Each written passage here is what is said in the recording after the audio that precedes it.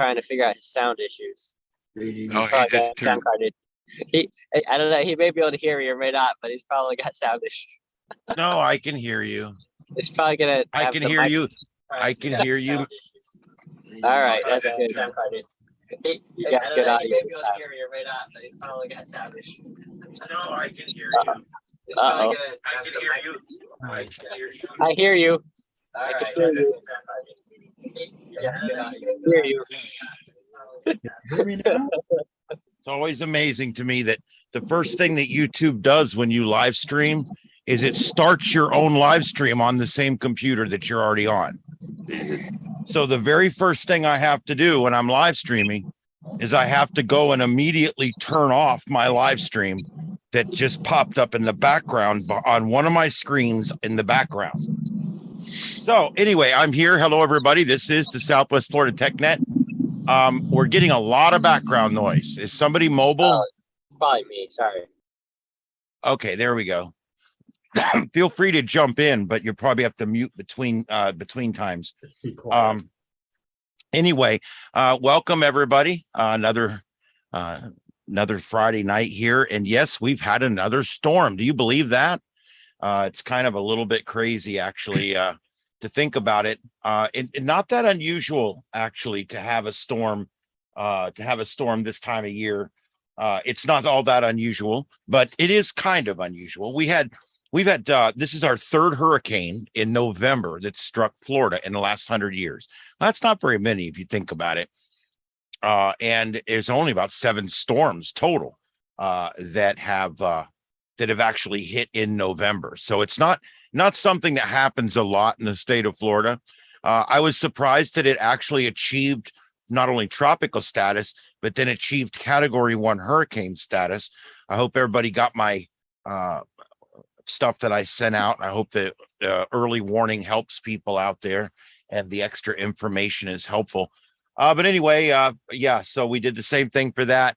I didn't activate the watch net. I was just monitoring the channel because we really weren't expecting any bad weather here. In fact, I think I did better with pressure. I think I got down to 1,004 millibars in pressure, but I think my peak wind gust was like 22 miles an hour. So it was definitely 25 is all. Is that what you got? Rain. Yeah. Yeah. About 20 miles an hour was the max. Yeah. In fact, the day before, I think I got more wind than I did the day the hurricane was close. Yep. Yeah, I actually did. I actually got a few wind gusts the night before the storm came that was stronger than what I got during what we were supposed to be our closest pass. We got just over 3 inches here at the shack, and that's not too bad. And by the way, the Euro model was predicting about 3 inches for our area. So once again, I like to go back and we may do a little bit of this later on, but I like to go back and look at which models were correct. And believe it or not, the CDC and the Euro, it was right between those two on this one. And the Canadian was the outlier once again. But the CDC did a little better on this one. It's performed poorly on some of them. As a matter of fact, it kept trying, if you remember, it kept trying to pull Ian up into the panhandle over and over and over again. It kept pulling Ian up in the panhandle. And the Euro kept saying, no, Sarasota, Sarasota, Sarasota. And eventually everything started coalescing around basically what the Euro had been saying all along. So again, the Euro is our best performing model. But I will tell you, the CDC called the intensity right. The Euro missed the intensity. The Euro called for a low-end tropical storm on landfall. The American model called for a Cat 1 at landfall. So the American model had the intensity right. The Euro had the track right. So we got to always look at that. There's more things. Also, the surge forecasts were all, from what I understand, everything was within forecast. And I know we all like to bitch at the meteorologists, but again, they did a good job on this one. The models seem to be pretty much in line with what actually happened. So I don't know what else we can say about that. That's not so bad. Does anybody have any other comments on Nicole, Hurricane Nicole? That's what I thought. She was a big nothing. As Matt Devitt said jokingly on the air, he said, I got to watch how I say things because, you can't say, well, Nicole is wide and things like that. He says, you got to actually watch how you say things. It was kind of funny. We were kidding around. You have a newscaster there whose name is Nicole. So yeah, I know. So, Jesus. oh man, I got to tell you. We get new people all the time. I can't even keep up with them. I quit learning their names. I'm just like, oh, no, the other weather woman. Yeah, okay. Because Liliana, the new weather woman. Yeah, I can't keep up all the names. I can't. We wear them name tags around and it helps a little bit. I can't. I'm sorry, but I can't. Anyway, let's see. I'm trying to think what else we had. We're still recovering from Ian. About 6 days ago, I had debris removal here at my house for the first time. And that was nice. And my mother's house, which was so devastated. We've got drywall going up in her master bedroom this week. And she's got a little privacy in there. And we've put her an air mattress in there. And she's now staying a few nights a week over there and then staying a few nights with me. So that's kind of works out kind of neat for her. She really wants to be back in her own home with her own bathroom and her own everything, So anyway, that's what's going on. Her debris removal happened about 4 hours ago. She called me excited on there. There's something psychological for a 77-year-old woman. Every time I drive her back to her house to go in and work on the house or to go in and package things or do whatever we're doing, every time I drive her there, she pulls up and right there is the destroyed bedroom set that her and my dad picked out when they had the house built and I was in her stomach. So that sucks. It sucks. It just sucks. And she has to drive in there for 8 weeks. I have to drive her there every other day or every day whenever she goes. I drive her there. She comes around that corner and there's that set still sitting there on the side of the road. And so it kind of gets to the point of healing has to start. We have to get over our loss. Well, this is like losing a loved one, and we're going to put the casket in the front yard for the first 8 weeks. That would suck. And every time you come home, it's sitting there. And so I don't know. It's just it really sucks. But the good news is it's moving. They took it out. They destroyed the front yard when they did it, but that's okay. Apparently they were very liberal with the bucket. Let me just put it that way. And so they tore up the front yard pretty good, but they got it out of there. That's the main thing. And so now they can actually start moving the last of it out there. And hopefully the second round won't take quite as long. There's just a lot of things out there that everything reminds my mom of what she used to have. And it's all still laying there. It's like everything she lost in the storm. It's not lost. It's still laying there in a pile. And it's just, there's a psychological thing to that. There really is. Yeah. And so I'm glad now that it's gone and we can move on.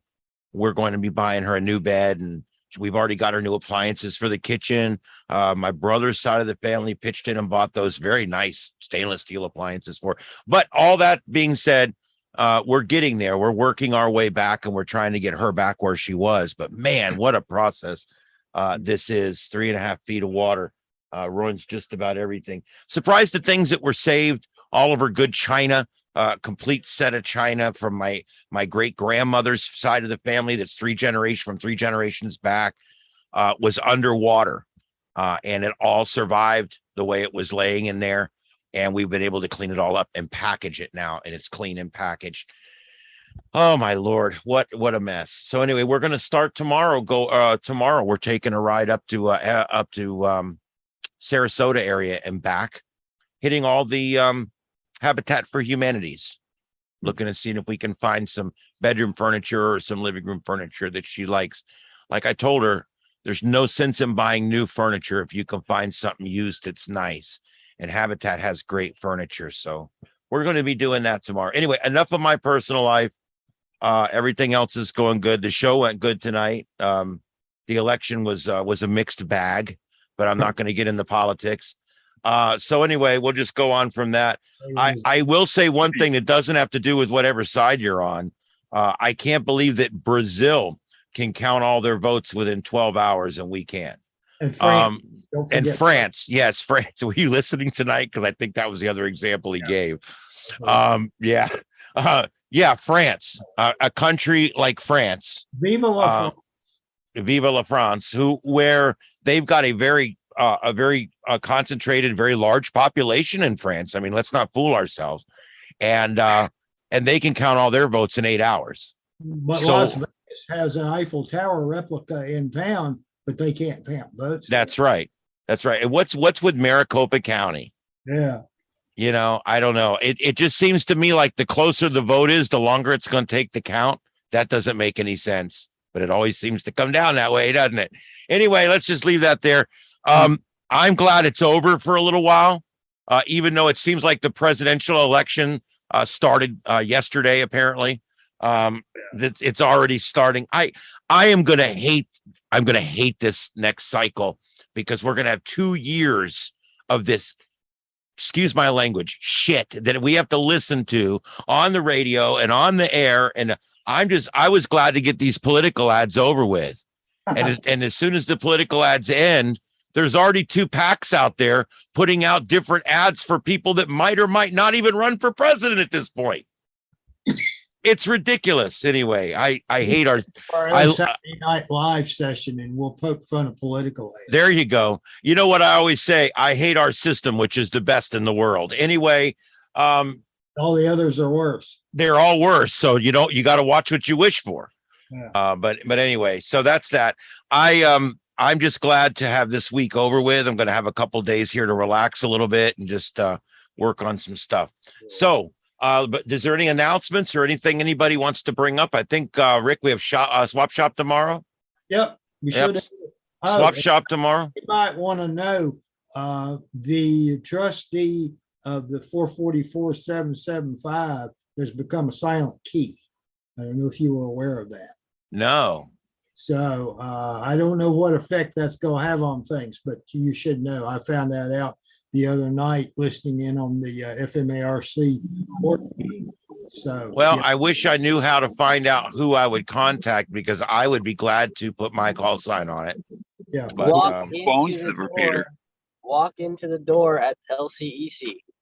You can't. They do not Bang have on the door. They do not have customer service there. I actually have banged on that door. Well, I've called down there before and was able to get somebody who plugged the repeater back in for me. Yeah. But Okay. after the hurricane. You might try calling them again and saying, "Hey, y'all have repeater equipment. I need to speak to your building manager." Okay. Ask I if mean, they're Who owns building yeah. the manager. repeater? Who owns that repeater? Apparently, WT4T or whoever knows his call sign at least. He's Yeah, that was his name is Dale. And he had Well- apparently been a member of the FMARC for a long time. But they mentioned it the other day. He became a silent key.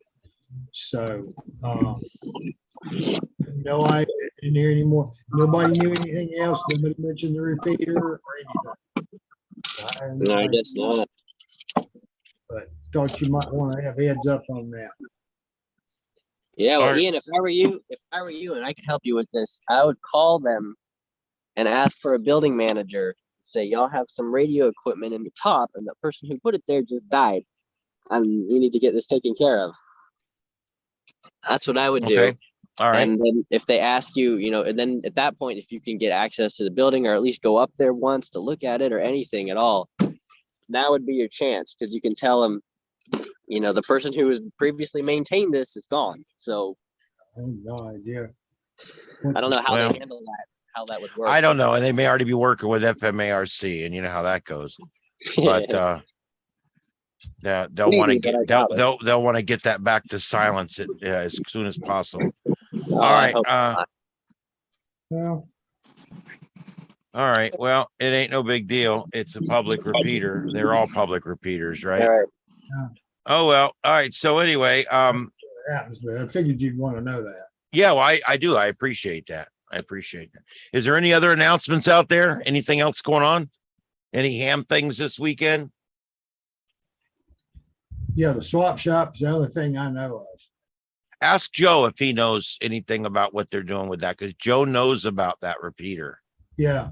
You might, well, if you're out there tomorrow, just ask him. I won't be able to be there, but just Yeah. ask him. So if he knows that, that's a good idea. Yeah, because he mentioned it to me once before that he knew something about that repeater and he's had something to do with it before. Yeah. And maybe I can get a contact to who I need to call or send an email to. Yeah. And just offer, I'll be glad to take responsibility for it. Yeah. You know, if that's what they're looking for. Yeah. But anyway, it looks like Joseph has arrived at the radio museum tonight. Joseph is going to be live from the radio museum, where they're going to be doing a project that should be near and dear to some of your hearts. I know it is mine. They're building tape measure Yagis at there tonight, which I don't know how many of you have actually built a real tape measure Yagi and just actually built it yourself from scratch. But I'll tell you something. I've built like 4 of them. I built a 12 element long periodical 440 out of a tape measure and a 1 inch by 1 inch block of wood. It was just a long piece, a 1 by 1 basically. And I just kept putting them on there at the right distances and at the right, to make a long periodical. And that thing was great. I can aim it, whatever. Problem is the wood's rotted out and and the tape measure rusted off, and now it's sitting out there in a heap of crap. But anyway, tape measure Yagis work. They're just not made to be. If you're going to put them up all the time, you're going to have to paint them. I mean, there's no way around it. You're going to have to paint them just to get 6 months or a year out of them. But the neat thing about tape measure Yagis is that was the first antenna I built. I built a ground plane. How you take the little UHF connector, like a surface mount connector, and you build the little single antenna with the 4 little grounds at the bottom. I built one of those. That was my first little antenna that I built, one of those in 2 meter. And then my second antenna was a tape measure Yagi, and I fell in love with Yagis at that time. Let's take a look. I'm going to I gotta make won't work good in a hurricane. Yeah, I'm gonna go. Yeah. Let's see here. Spotlight. Yeah, there we go. We can kind of see what's going on there. This is at the Huntsville, Alabama, and this is at the radio. There's a radio museum there, and I would love to visit this place.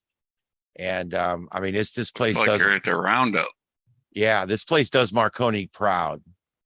But they let they let Joseph go all through here, but they're building this place. It's still under construction. There used to be a door here. Go ahead. A door here too.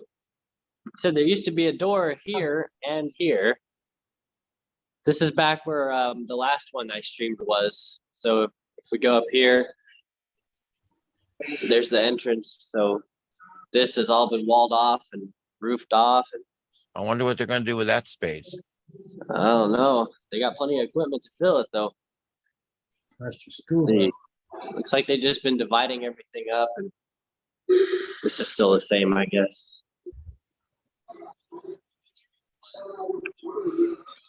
More of the same. What I call a labyrinth. Unbelievable. Oh, wow, this is new.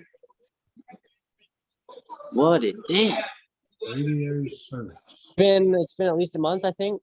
Howdy, partner.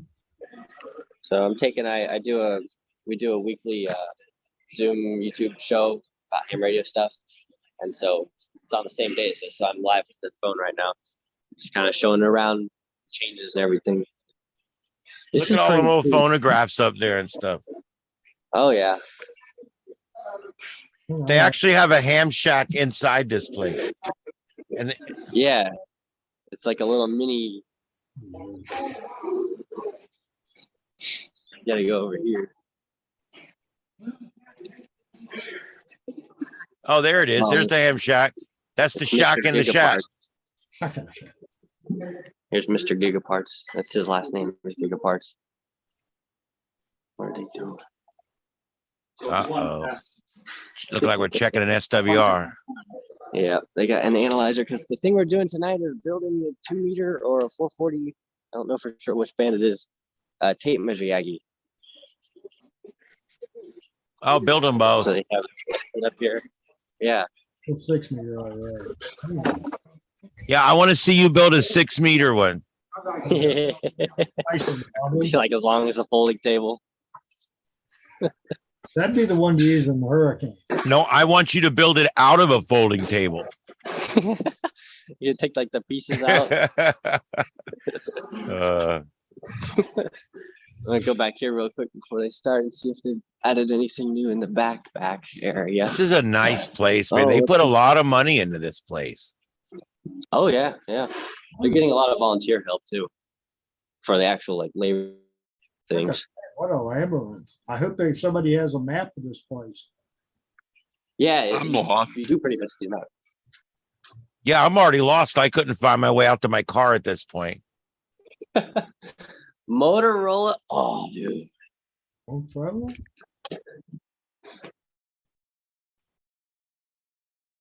Somebody turn the light on. I kind of feel like a burglar. Feel like we've gone back to Halloween. Shh. Don't tell anybody we're here. Is the video Who frozen? blanked out the Oh, light? hey, we're back. Ding. Okay, I didn't know what was up with that. I didn't know it was frozen. Motorola.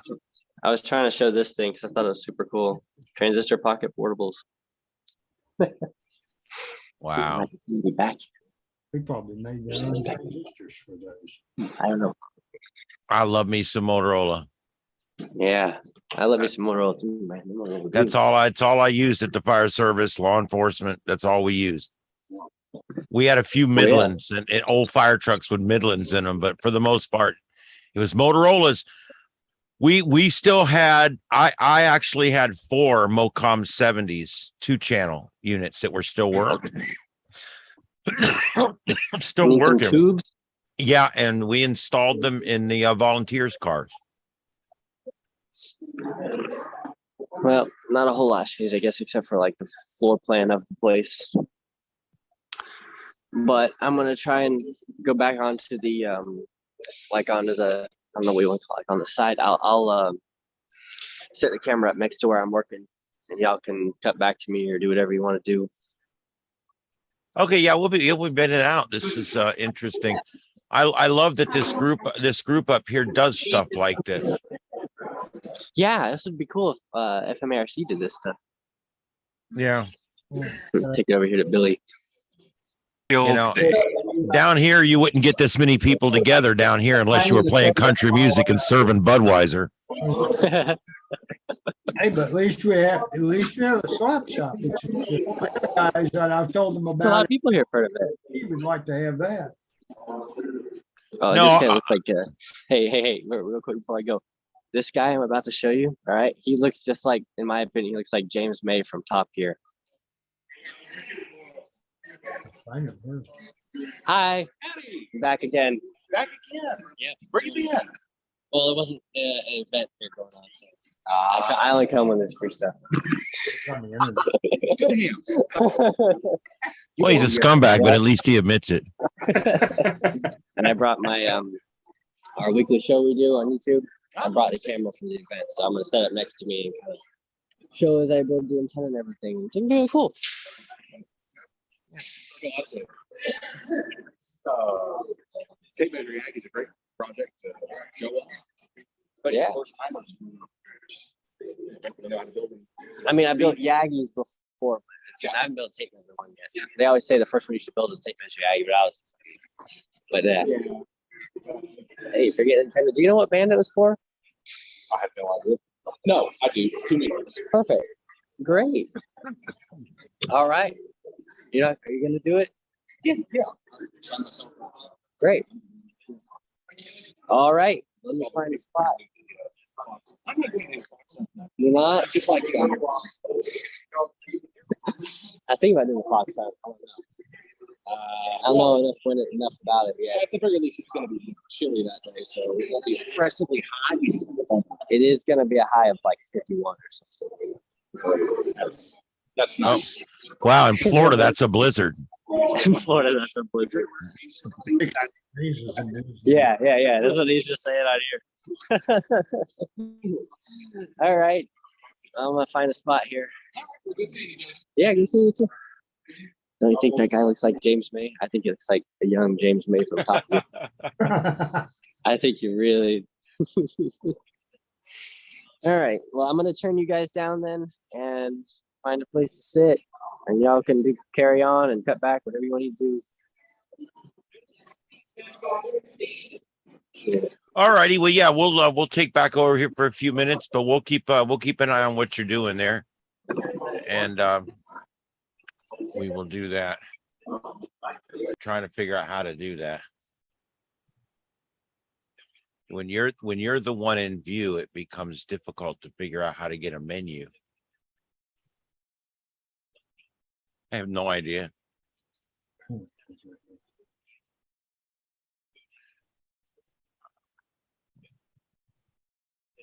Let's try this. Oh, well, we could just do it this way, can't we?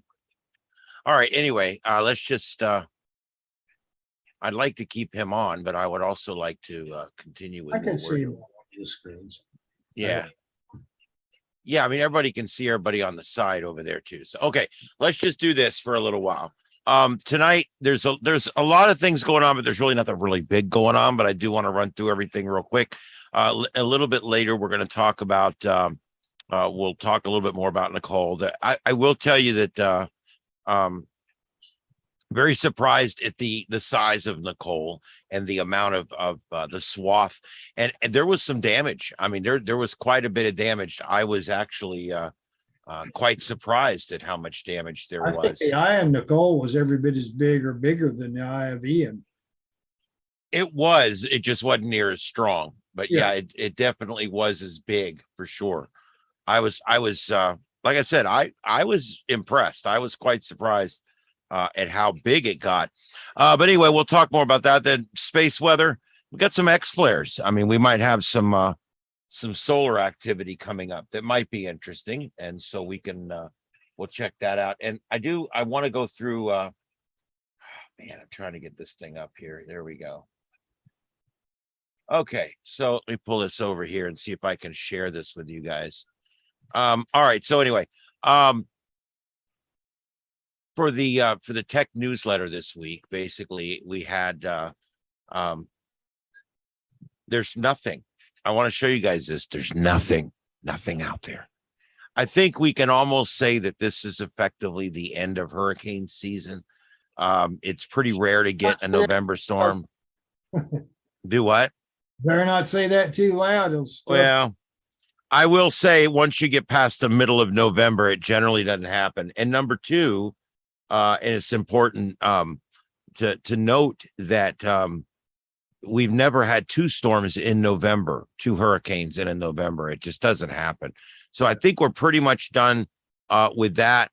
And we talked about Nicole. I got an article in here if you want to read. It just basically kind of goes over some of the effects. But I got to tell you, I was very interested in the fact that Nicole had such wide-ranging impacts. I mean, there's beach damage for 400 miles. It's a bit crazy, and so there's just a lot of all the way up to Ohio. Yeah. I mean, it goes all the way up the eastern seaboard. So there was damage all over the place. Also, we got a sunspot that has a very interesting Delta class magnetic field, and it harbors energy for an X solar flare. And this could happen today or tonight. And I need to check current and see if this actually happened. Nope, it doesn't look. No, it still doesn't look like it's gone off yet, but it could. Anyway, China's space station's up there. They just completed it. And so that's pretty cool. You can actually see it with a backyard telescope. That's what these photographs are here. And did anybody catch the eclipse about 3 days ago? It was pretty good. It was just setting here. So you almost had to have a view of the horizon in order to get to see totality. But it was another good lunar eclipse. We've been getting a number of those lately. We kind of run through a rash of them. Looking at space weather, It's not so bad right now. I mean, our solar flux is staying up over 130. As long as we can stay up in the middle 100s, that really does help propagation. And then, of course, the lower this blue line, the better. You want to get this down to 0. If you can get this at 0 and this up to 200 or 300, it's like owning a cell phone. It talks around the world. So that's kind of what we're looking for. There's a really calm geomagnetic field and a really high solar flux. So that's kind of what we're looking for.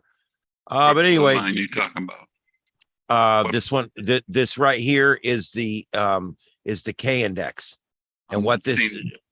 I'm not seeing anything but the front page of the. Well, I don't know why that is. Let me see here. God damn it, what's wrong with this thing now? No, I got you. I have no idea. Hey, you see it now? I can see it. Yeah. now. Yeah. Okay. Yeah, when you check the solar conditions, what you're looking for is you're looking for a high solar flux and you're looking for a low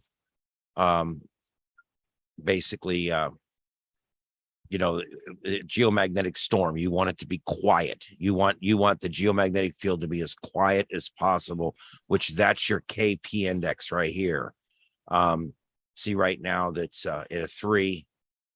We really want that as low as we can get it, because however low the K index, see the numbers over here for the blue line, the numbers over here for the red line. That's how that works. And the pink line is the forecast. And of course, they're never right on the forecast. It's a lot higher now than they were thinking it was going to be because of the activity. And then this is the forecast. The light blue line is the forecast. The dark blue line is current. And you can see the dates along the bottom. So this kind of gives you an idea of where it's been. When I started in ham radio, this line was always way down here between 60 and 70 and 80. And for the last 6 months or so, it stays above 100 pretty much all the time now. So we're getting closer and closer to this peak solar cycle, probably another 4 or 5 years. It will see each year. We'll see it going up a little more each year. And it's amazing how this is a very slow cycle that we're talking about here, but it is what it is. I haven't seen one that long before. They're usually shorter than that. Yeah. Well, it's 11 years and we are, we're on the way up in the cycle now. I think there's like 4 or 5 years we'll hit the peak or whatever. Anyway, let's see here. This is your terrestrial weather. We've reached a point where we're not in rainy season anymore. So you can see it gets pretty nominal there every day, kind of the same thing. These are pretty typical. This first one's pretty funny. It says dog on the radio station. It's got the same mics we got at the station. It says, you're listening to Doggo Radio 105.3 the pound. Next up, who let the humans out? I thought that was kind of cool. And it's a dachshund too. Yeah. I'm a huge dachshund person. Oh, okay. Well, there you go. And the other two here, we've all lived these two, so we don't even need to say it. But I told him it's me or the radios, and he replied 7-3 and left. Anyway, let's see here. I got your World of DX in here. The swap shop is tomorrow. There is an event tomorrow in Pinellas Park, which is not that far from here. About 2.5 at the most hours up the road. You would take like 275 over to Pinellas there. Skyway, I think they have. Yeah, you go over to Skyway, I think, to get there. And then anyway, there's some great stories in here. They're going to be using some hams to help out with the Orion signals. And FCC's wanting new grads for their engineers program. That sounds interesting, I think. Maybe not. Disaster response startup looking for volunteers. I read that and I actually went to their website and I actually pulled it up.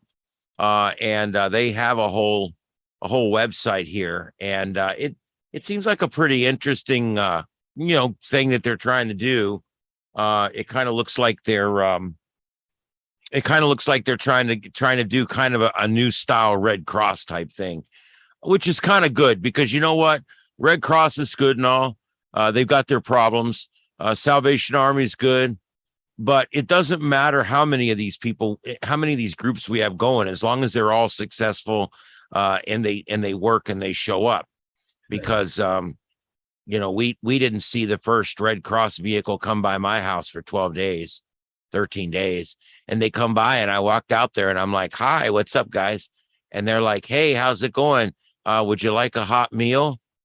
And I said, well, I got my power back 3 days ago. I could cook you one if you'd like. Our grocery store up the street serving, they got food, and our McDonald's is open and you show up today. I needed you 7 days ago when I was eating beans out of a can that I had on a fire in my front yard. Anyway, but they try. You know, it's one of those things that you can only help so many people in a disaster. And this was a big storm. This was a huge storm. It affected like 10 counties. And even though we were the worst affected county, Red Cross had to take care of everybody, and Salvation Army had to take care of everybody. And so I get it. It's one of those things. All right. Apple commits $450 million for satellites. FCC sounds alarm about space debris. The FCC, man, they sound an alarm, and then they'll charge you for the call signs for the alarm. Anyway, that's my joke for the day. But Apple, you know, I got to tell you, we're starting to really have an issue with space debris. I mean, do you guys have any idea how much space debris is up there? I mean, all constantly space debris flying around. And we've got both space debris that's geosynchronous, but most of it's low orbit stuff. And this stuff's just flying around out there. And it'll get to the point where it's going to get dangerous up there.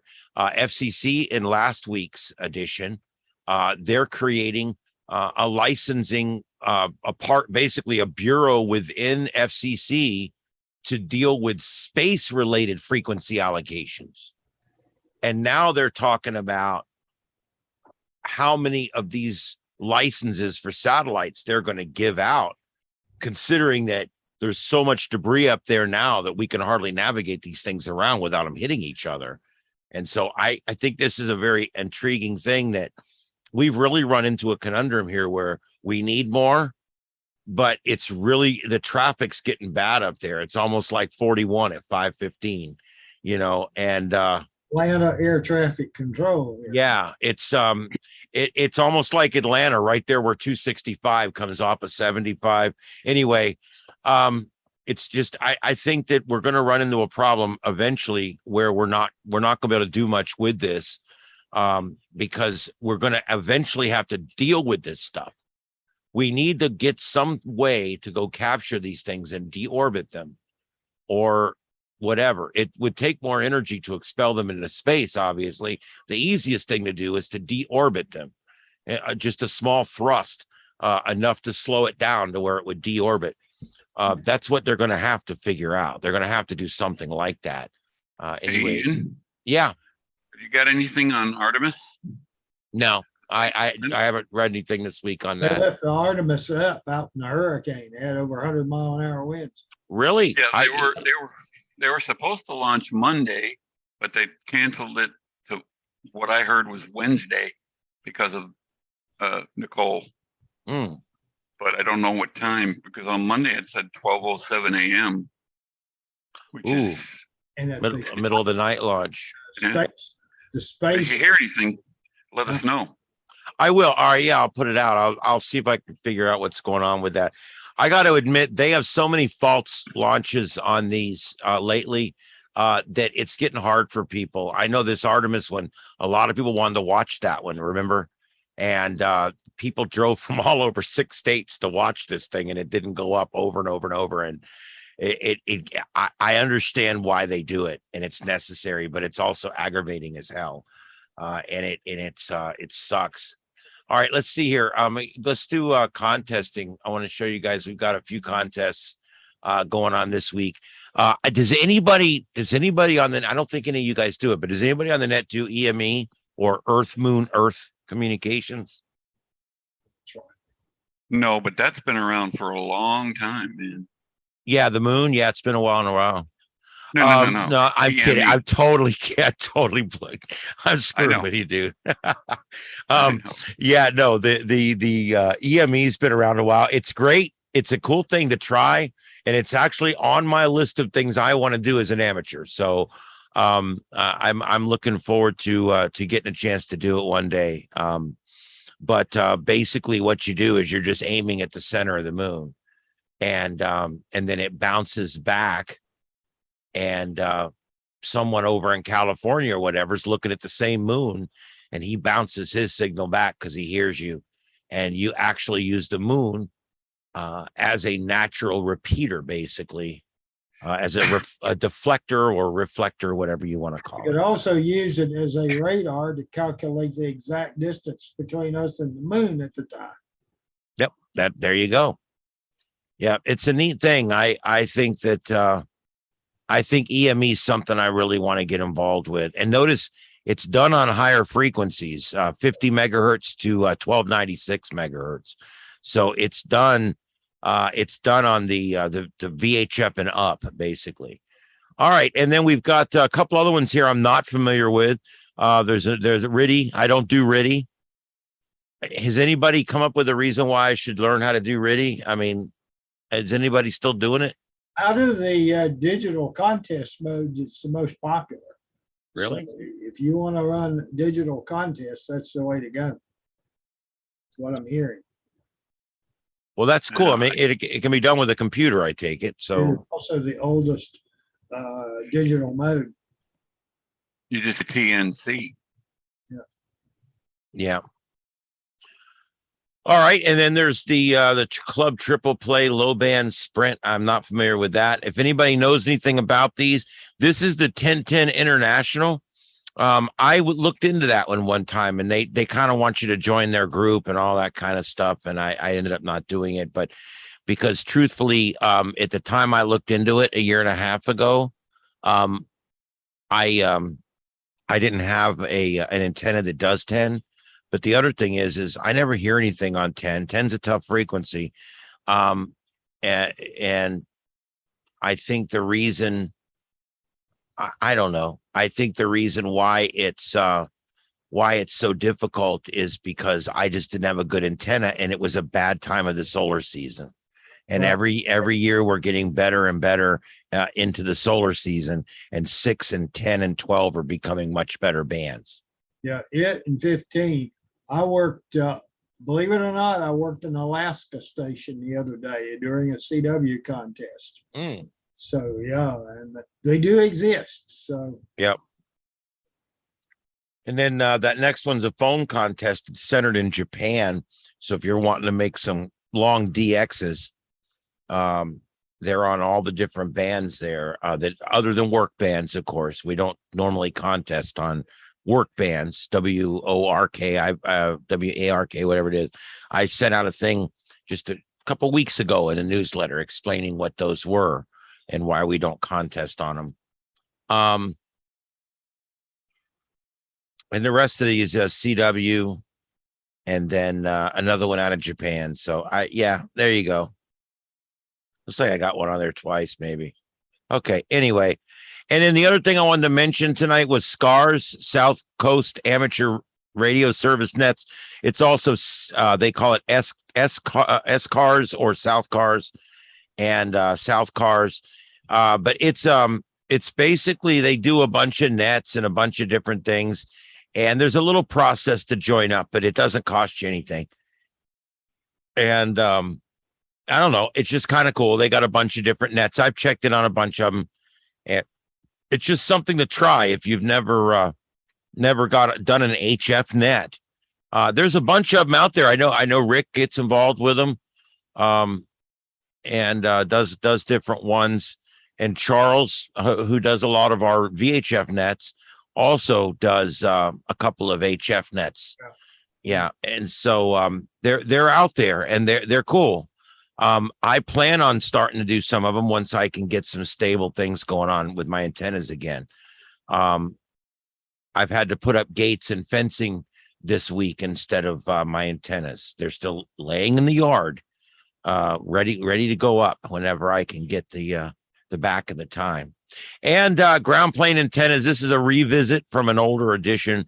But I got to tell you guys, this is the easiest one. I just mentioned this actually earlier. This is the easiest antenna to make if you're a new ham and you're wanting something that works really good. It's omnidirectional. It's automatically a 3 dB gain. And you can take that thing right there. And that's a good 440 one right there. This is the 220 one here. Yeah, he's got one right there that's tuned for 220. Yeah. You can make these for any frequency. You can make them for I've made them for the aircraft frequencies up at 1090 megahertz all the way down to I've made one of these all the way down to 2 meters, and I made one for 220, and I've made them for 440, and they work great. Yeah, They this one I'm going to put in the attic. I just made it the other day. It's good. It's 220. I'm going to put it in the attic. So I've got a means of getting out even during a thunderstorm. Now, something I want to say about the hardware. If you're going to put it outside, make sure you use stainless steel hardware. Yeah.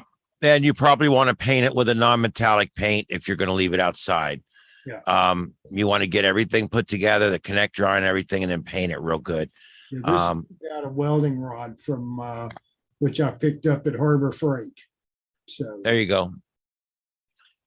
Yep, you can use anything. You can actually use coat hanger. Works good. You can use copper wire like you have in the walls of your house. It's a little soft, but it works. Yeah, they're here. I can let me unshare this, Rick, and I'll share you so that we can see what you're doing there real quick. Did that work? Hold on, stop this. There we go. There's Rick's antenna there. Yeah, this is the like I said, it's made out of 303. What is it? I'll have to show you that too. But this, I just put it on a piece of 3/4 inch PVC pipe. Like I said, I'm going to take this guy and I'm going to mount it up in the attic. And I've already got a throughput to put antennas through for the attic because I wanted to put some up there because I didn't have any up there during the hurricane, which I would have been able to operate otherwise. Yeah, this is the stuff I used with. These are welding rods. You can get them over at Harbor Freight. This is 3/32 inch is the size I used. I've got some bigger ones. I'm going to use those for discount. But this is what I use for this. And I'm going to build one for 2 meters and one for 440 and put up there too. And you guys can see there's one thing you have to solder, and then everything else is 4 bolts. Yeah. You know, a nut and a screw, however you want to call it. And, but there's really just one thing you have to solder there. And I've actually soldered those, and I'm bad at soldering, and I can actually do those. Yeah. It's not because it actually fits. Most connectors have a hole in the middle, and the thing fits down in there. You just have to drop a bead of solder on there to hold it on. Yeah. But it actually works pretty good. So these are the easy ones to make. If you guys have never made an antenna, if you've always just bought them, just make one, man. There's a certain amount of joy involved in talking through something that you made. I mean, obviously, I'm never going to make my own Heath Kit HF rig. Yeah. But at least I can talk over an antenna that I made and tuned myself. And these things work really good. Always cut them long, always make them long, make them a full inch long, and then put your tuner on there, borrow a tuner from somebody. And then when you stick your tuner on there, just start cutting it slowly until you get the SWR that you're looking for. If your wire's good and everything's hooked up right, you should be able to get almost a perfect SWR. Mm-hmm. Yeah. I cut it to the recommended lengths. I didn't even have, and I checked the SWR. Yeah. I didn't even have to cut anymore. I find they're so simple and they have a fairly wide bandwidth. Yeah. You can pretty much talk on the entire ham band and be with it under 2 SWR. Yeah. So it's really not bad. They're great little antennas. And the entire cost is whatever it costs for the piece of coax and that one little connector. you're really not talking all that much money there. So, but anyway, I thought that was really cool. The next thing we can talk about here, and let me go ahead and go back to this, is the website of the week is sunspotwatch.com. It's just another website. There's like, I use spaceweather.com. I use spaceweatherlive.com.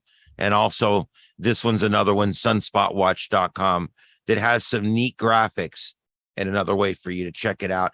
And then Repeater Book has an app, and I put this out about a year ago, but I'm going to go ahead and put it out again. If you're traveling, this is a great thing. It follows you on the map and shows you where all the repeaters are. Now, it doesn't show you where the actual tower is. It shows you what city it's licensed in or what city it's supposed to be in. So it's not really, it's accurate enough for if you're traveling, but I wouldn't like use it if you're looking for your own repeaters in town, because it's all it does, it stacks them all on Fort Myers, basically. But I think it's a great little app. And so I just wanted to put it in there. Consumer alert. It's been 1 year since I put this in the newsletter, so I thought I'd put it back in. Ham Radio Deluxe. You don't need it. Don't waste your money on it. I gave them $100 of my money and never got anything. It never worked. And they would not give me my money back. So when a company doesn't give a refund on a piece of equipment that doesn't work, or on a product that doesn't work, I make sure I tell people about it. So this is a consumer alert to make sure people know that I personally have been screwed out of $100 by this company. Yeah. I can honestly say that, and it's a fact.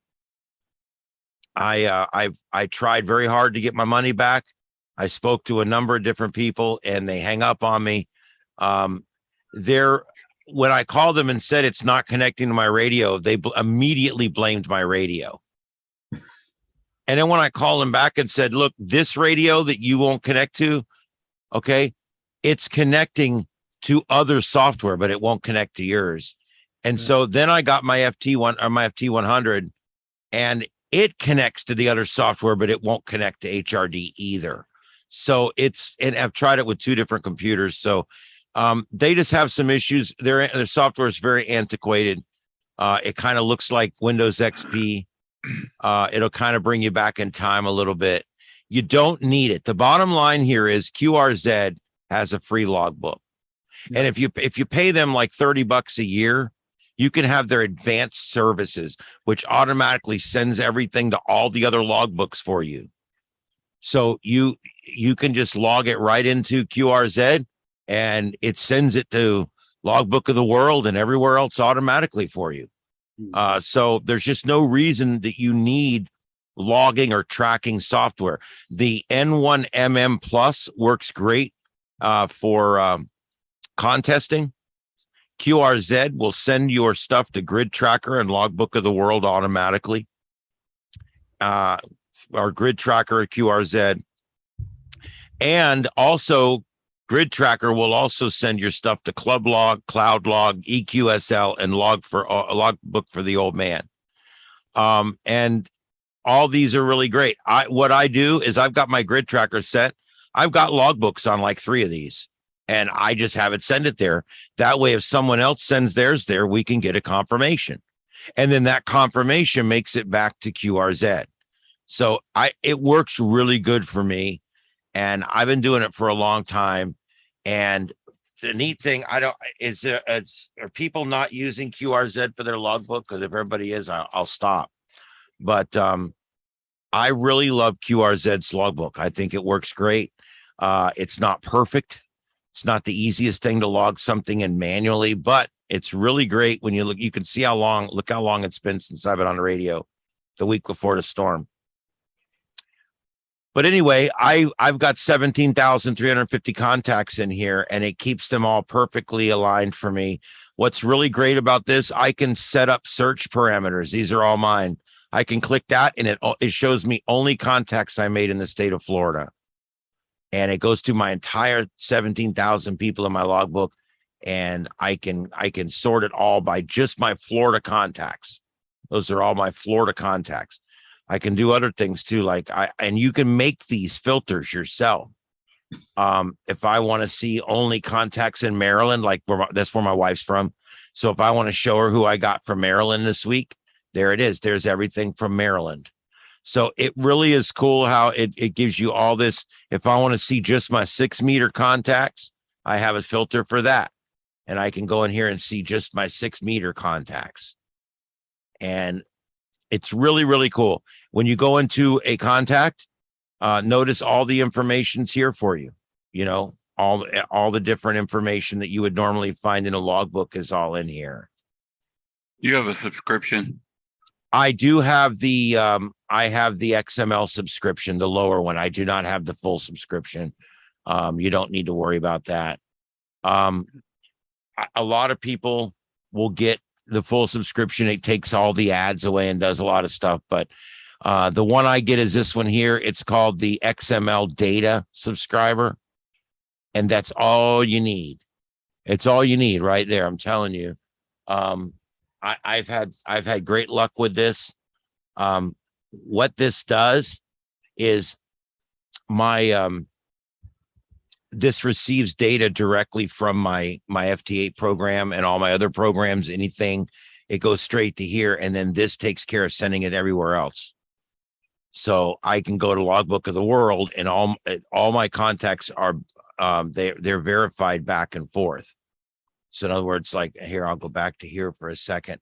We'll open this in a new tab. When I go to my logbook, see this little circle right here? If there's a gold star, that means that it is verified through QRZ to be a valid contact. If it's a gold star and it's got the green circle around it, it is Logbook of the World verified. So you can see most people that verify with Logbook of the World. There's one that verified QRZ only, but I still get credit for that because it was verified through a service. But I like that because I can instantaneously see if a contact has been done or not. And then when you want to get all this, just click all QSOs and it brings you back. And then when you guys get in here, if you guys need help with this down here, you can do a lot of stuff with your page. You can put all kinds of stuff on your page. And a lot of people don't because they're just not sure how to do it or whatever. So if you need help with that, call me. I'll be glad to give you a little help with it because there's a lot of things you can do with your page. You just got to experiment with it a little bit.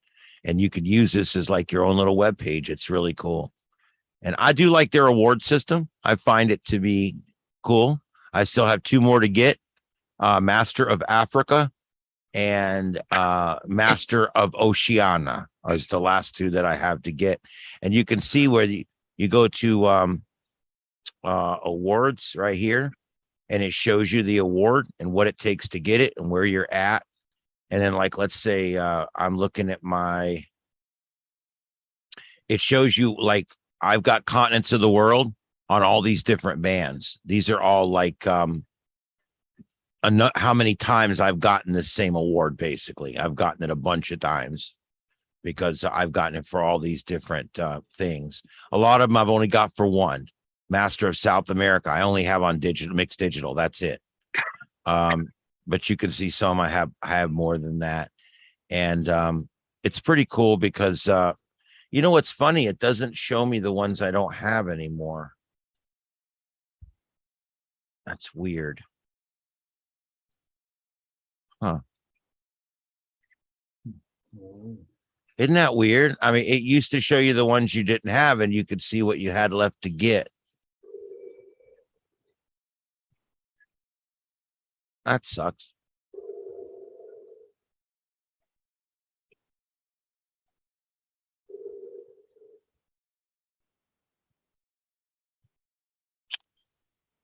Oh, all right. I'm not going to worry about it. But anyway, I used to be able to pull up the award that I was looking to get, and it would tell me exactly how much I had to go to get it. It was pretty cool.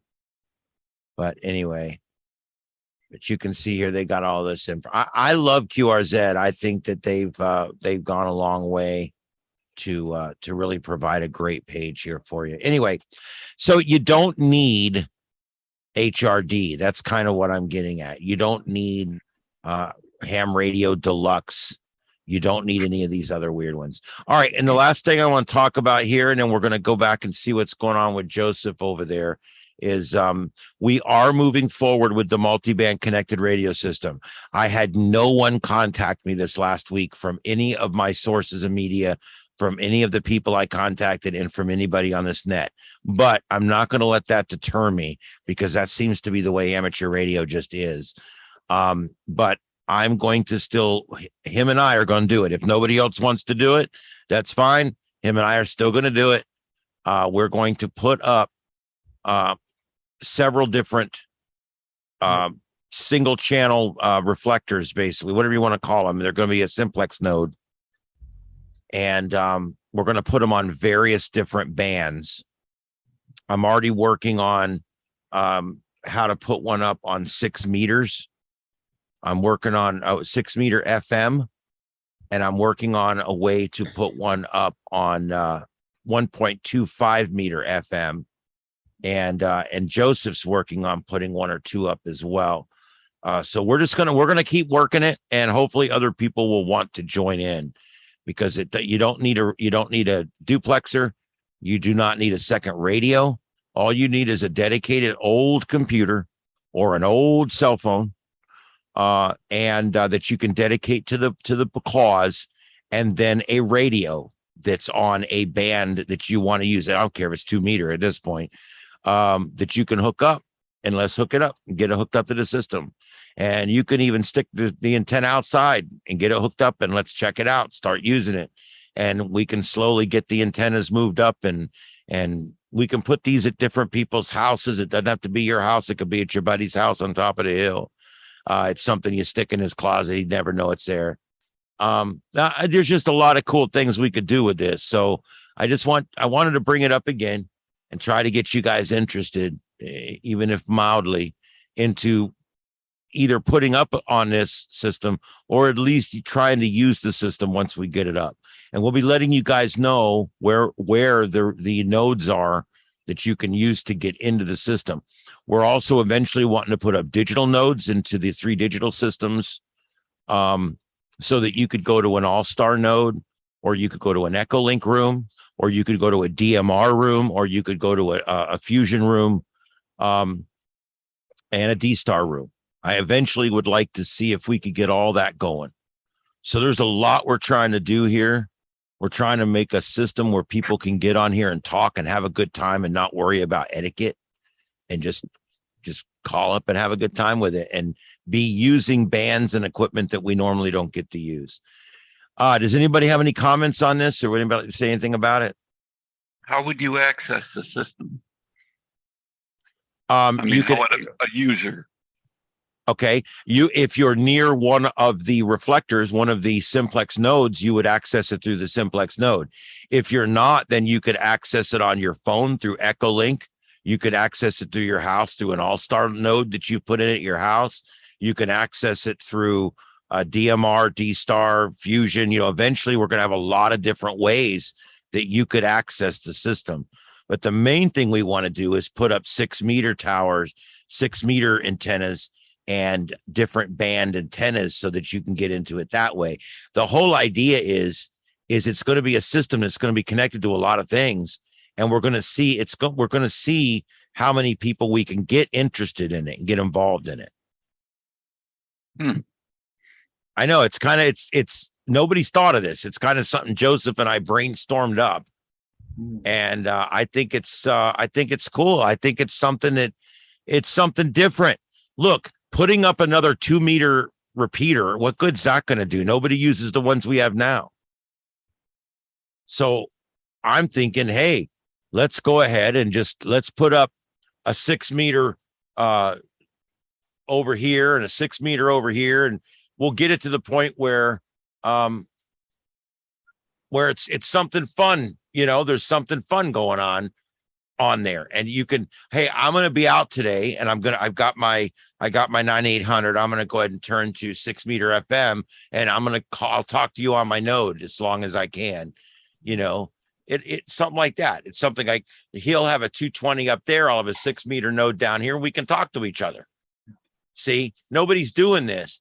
And repeaters are expensive. This is not. This is something that anybody can do with a simple sound card interface. You can even set this up on a Baofeng. It's going to be very limited as to what you're going to hear or be able to talk to on it. But I'm just saying, you can hook it up to anything. But you can also hook it up to a 25, or I like to get a 50-watt radio and then turn it down to 25 watts. And that way it can pretty much work forever. But you can get whatever kind of mobile rig or you want, or base rig, and put it up, stick it on this system, and then you call me or send me an email. Hey, I've got my node up. You know, we get you the password, whatever we need to do to get you hooked in. All that's coming up in the next few weeks, and we'll get you hooked in, and then you'll be on, and I'll put you on the map. I'll drop you on. I'm gonna have a live Google map that when you go to the web page for this system, the system's got its own web page. When you go to the web page for the system, you'll have all the different ways to connect. You can connect in North Fort Myers on 6 meter, Huntsville, Alabama on 220. You can connect in Naples on 440. You can connect on the DMR room, whatever. You can connect on the D-Star room, whatever, the Fusion room, whatever. And you can connect on Echolink, and you can connect on All-Star. And I think we're going to probably use All-Star ultimately to connect everything together. But it's as good. It's a work in progress. It may take us a year to get this whole thing going. I don't know, but it's going to be a fun project, and we're all going to learn a lot from it. And I think it'll be fun.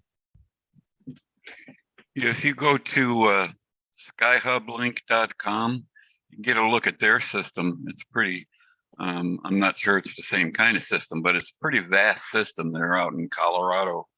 But they do interface a lot of analog repeaters into the system, which can be accessed as well, like you said, through all the various modes. Yeah. And let's see. Well, take your pick. The connections, repeaters. They have some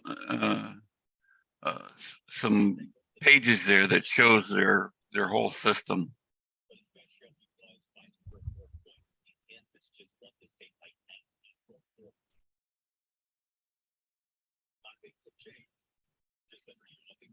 Wow. Yeah. That's a lot of coverage. And that's just, you know, Colorado, Wyoming, Kansas. Kansas, yeah.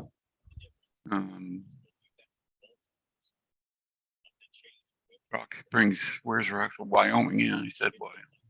And it looks like they are, here's the list of what they are. Yep. Yeah, they're mostly 440. You have only one drawback when you interface an analog repeater with a digital system.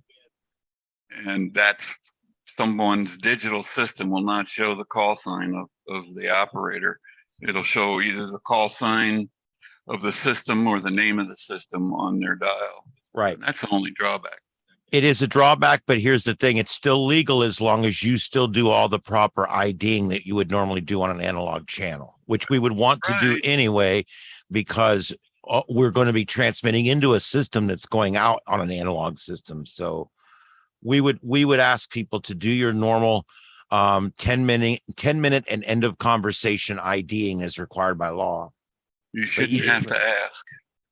You know, you shouldn't have to ask people. I know. And the only people you would have to ask is your digital users that are adamant digital users, and they're using it on digital to talk to you. They may not understand that, but yeah, no, you're right. That should be something people should know. By the way, they do have some good nets on SkyHub Link as well. Yeah. I mean, this is crazy. I'm wondering if you can listen to this anywhere.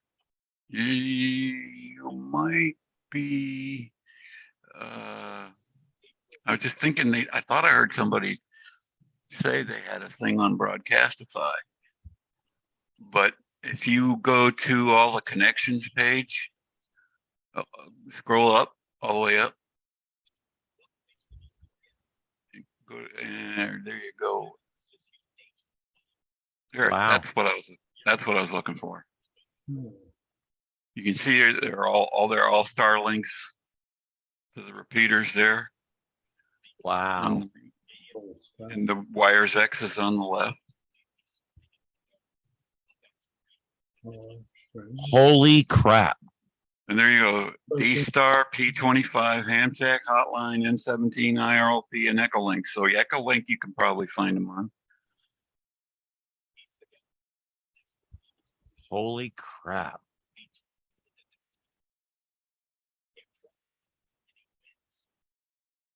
Yeah, and that's all Fusion on the left.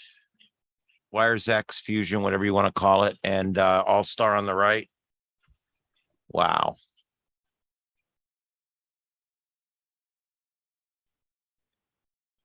DMR too. Yeah. What's further down? Oh, there's your numbers. Yeah. There's your All-Star. And you would use that in Echolink, right? I would assume. No, Pete, no, you'd have to find the one for that, for Echolink. There it is. W0 Sky. Those guys are heavily into the weather. And they run a daily weather net, which is in their area of coverage. So it's kind of boring to the average person, and the other thing you need to be careful of is most of their times they broadcast, I think, is mountain time. Ah, Which is 2 hours. Like if they say it's on at 7:30, I think it means it's on at 9:30 here.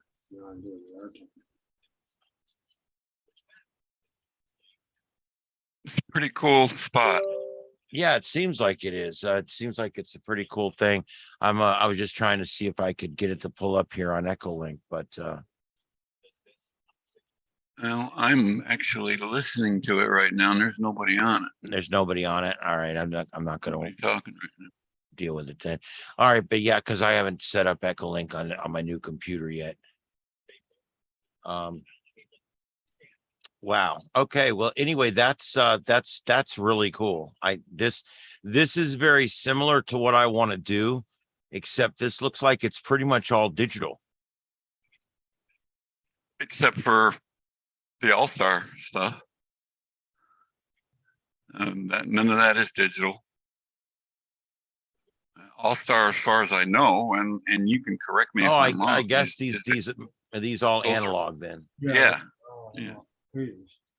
All-Star is analog and yes. Wow. That is one hell of a system right there. And there's even more. When you get a minute and explore that whole website. Yeah. Ooh, what does it say under technical? Right down there. Go down to technical there. See what it says. Oh, there you go. Wow.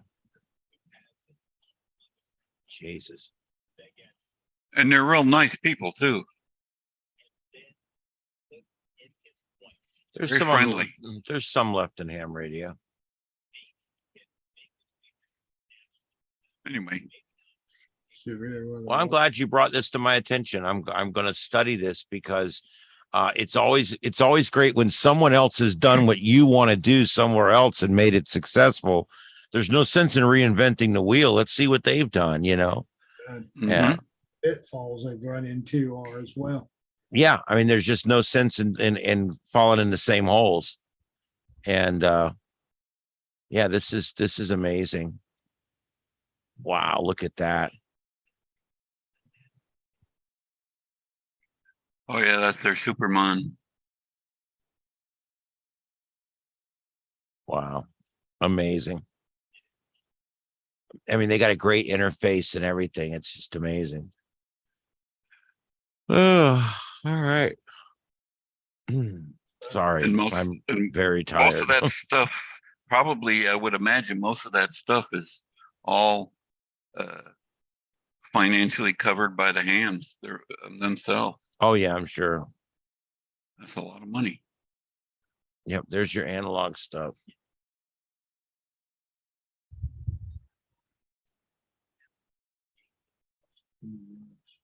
Amazing. God bless. They got a lot of stuff on here. They got some serious coverage. Of course, See, I with see. Wires X, it's nationwide, worldwide. I see this stuff, you know, I see people putting all this stuff together. And I mean, this is a lot of stuff. Look at these guys. I see people putting all this stuff together, and I just wonder what's going on around here. I mean, it's just dead down here. There's your Motorola's. That's where they're going. Yeah. Those in the Yaesu FTM 100s are all getting sucked up.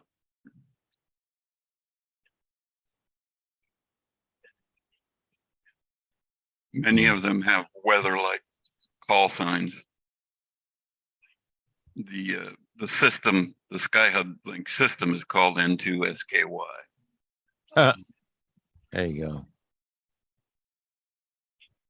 There's a collinear. Looks like a 440 collinear. 440, yeah. I want to get me. There's one at the swap shop I want. It's two 6-foot poles that go on top of each other, and it's like an 8 or 10 element 440 collinear. I know what you're talking about. And I'm like, I want it. But they always, every time I start talking about it, they're like, oh yeah, it's tuned for commercial band. And I'm like, well, so I gotta get it, put it together, and bring out my SWR meter and play with it and see if it would be worth anything to have it. He'd sell it to me. He'd probably give me a decent price on it. But I don't know. I don't want to buy it if I don't want to buy something to sit out behind my shack. I want something I can use. And if I could get that, put that up 30 or 40 feet, I could get 440 from anywhere I want. No problem. This is amazing. These people are amazing. I wonder if they all want to move to the free country of Florida. There's the collinear. Yep. Oh, yeah. I love it. It's like, you know what? If you can't get enough gain, just stack it.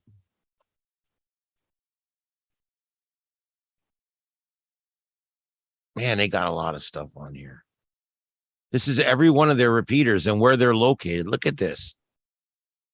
That's a great site right there. That's a great site right there. That's almost a good top of Pikes Peak. You imagine how far they can get driving with that. I know. Well, it's literally, you could go 80 miles line of sight. Easily. Yeah. I mean, come on. Oh, yeah. Oh, man. But you don't have to because they have such good coverage. You just switch over to the next repeater. Yeah. I'd like to sit right there and set me up a little remote station for a while. That'd be fun. I can tell you being on one of those mountains during a thunderstorm gets rather exciting. I bet. Yeah. Well, I go back and sit in the car for that. Right now they got snow. Look at that. Oh, my God. I got snow now. I like snow. My bones don't like it no more, though. Yeah. Wow. Very nice. I love these coverage maps. That is very mountainous when those coverage maps look like that. Yeah. Yeah. Look at that beautiful country out there. I'm sorry, I'm admiring all the pictures of everything. All right. Anyway, so let's just go back to here. Let's check in and see what Joseph's doing and see what's going on out there. Okay, so there it looks like they got their plans there on the table.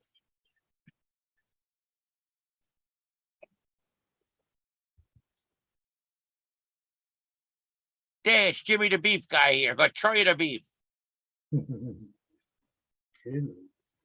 Jimmy the Beef Looks guy. like He's one of our sponsors. Jimmy the Beef like guy I can play here. Poker. Yeah. Deal me in. I'll see you a Yagi and I'll raise you a collinear. Yeah, that's pretty cool. You know what I like about the yardstick Yagi, and I made one tape measure Yagi. I made a 2 meter 5-element. I made a 2 meter 3-element. I made a long periodical 440, and I made a 5-element 440 Yagi. And the performance on every one of them was amazing. It worked really well. As a matter of fact, the last two I built, I didn't even solder them. I put connectors on them and just ran them up underneath the thing with a washer and just screwed them down. Solderless, no solder, and perfect SWR. I go snip a little bit off the end, get it down to where it's really good, and then stick that thing up. And man, they work great. The first one I built was a 220, or I'm sorry, a UH 440.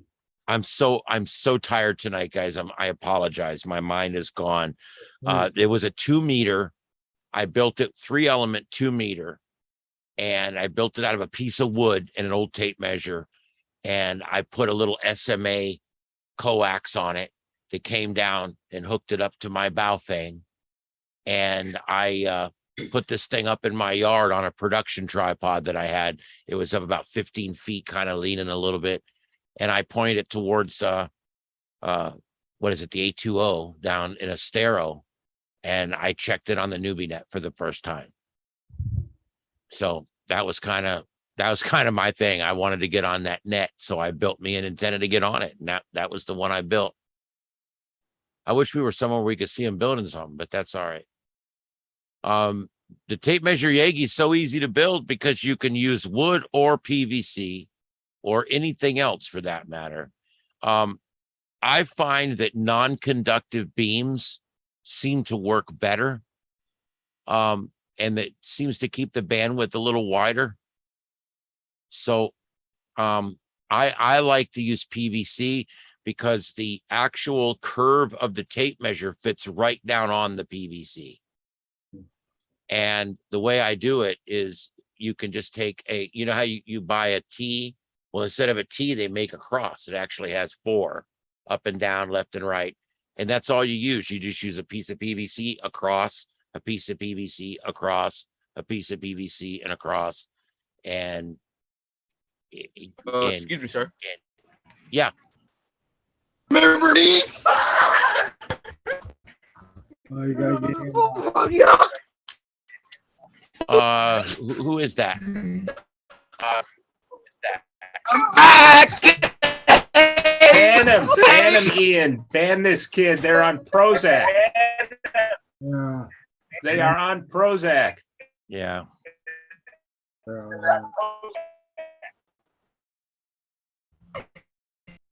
All right, just hang tight, everybody. Trying to figure out.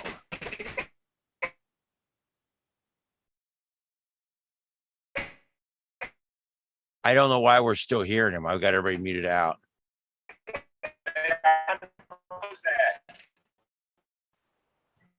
That is weird. All right, well, we got rid of that. They're sitting in our waiting room right now where they can wait. You can cool your jets. All right. You got to love a good jackass. And boy, we seem to find them, don't we? I wish I had the power to trace them, Ian. Yeah. Yeah, well, I really wish. Truthfully, what good would it do, really? I don't know. Yeah, it would be fun. Last time it was a single, this time it was a triple. I don't know. Weirdos. On All-Star, it shows everybody's IP address. There's a part of All-Star in the RP somewhere in there. And I mean, you are completely transparent. I mean, there's got to be a way. But anyhow. Yeah, I'm sure there is. All right, let's do this here. Watching what they're doing there. There's he's showing you the directions right there. They're making it's a 3-element. Go ahead, Joseph, if you're there. Yeah, I'm here. It is a 3-element measuring for 2 meters. And these are the instructions. Have some parts, all the stuff. And I think they show you how to make the a little ballon too, which is nice because I never knew how to make that. Yeah, it just basically turns around your, just so many turns around your pipe. Yeah. Last time I made one of these, it didn't have the right feeders. But yeah, they have the measures here. I don't know how I'm gonna do this. I'm gonna have the camera on the tripod, but I don't know. I'll just be in and out a lot, I guess. Well, that's fine. It's already 9:30, Joseph. So I mean, we're gonna hang out for another 30, 45 minutes or so. But all right. But if Well, you I'll start, be here. if you start building something, we'll check in with you. Okay, sounds good. All righty. Great. How about that?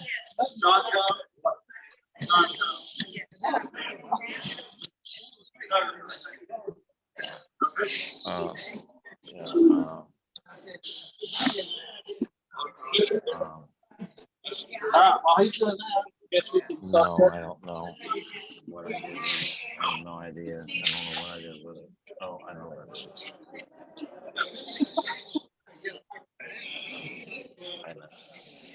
Yeah, that Melbourne truck. Yeah, I already have it. Already? Too bad we don't have the ambulance here. What?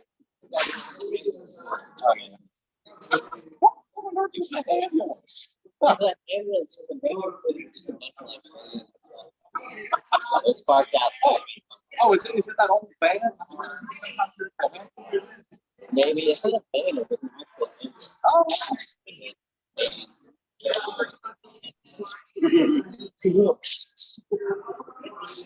Okay, we're gonna go ahead and I'll go ahead and mute him for a few minutes there. This sounds really hard because it's being overdriven a little bit, I think, with all the noise in the room. So we'll come back and check in with him in a few minutes. Man, I have got a real issue with this thing up here. I thought it was such a cool idea, I'll hang the mic stand upside down, but the problem is I'm going to have to drill a set screw through because the little thing that you use to tighten it on your desk so it doesn't move too easily is not enough to keep it from falling out when the gravity is working against Not it. meant to be upside down. No, it's not, but it works great. I mean, it works great. I push it up, it's up out of the way. I pull it down, I can use it. When I had it on the desk, there is no comfortable way to have this thing on the desk because it's in front of everything. It's on top of everything and it's just a mess. This way, the moment I'm done with the show, I push it all the way up and it's way up here out of the way. And I don't have an issue with it. So I'm liking that. That works out really good. Okay. It looks like he is there. They are going to use the cross pieces of PVC, like I told you guys about. That one there is see what I mean? They're like cross pieces. And when you lay the tape measure on top of the cross pieces that go out the sides, it fits perfect on there because the angle's the same. The tape measure has like how it's like shaped, you know what I mean? So that it will stay rigid when you pull it out. Well, that same shape is the same shape as the PVC pipe. So when you cut it and you stick it on there and you screw, I just put a screw right down through it. It works really good. You can see one back here in the background that they've already got built back here. And the little piece of tape measure sticks on the sides of this T-piece or this cross piece right here. You build this thing, it takes 3 of these cross pieces basically. And a piece of pipe that you can cut the corresponding connecting pieces out of. And of course, you would need to measure those very specifically the distance between each of the pieces of tape measure. But that's really all there is to it. It's just one long piece of pipe that's been cut so you can put these X pieces in, and then you just put your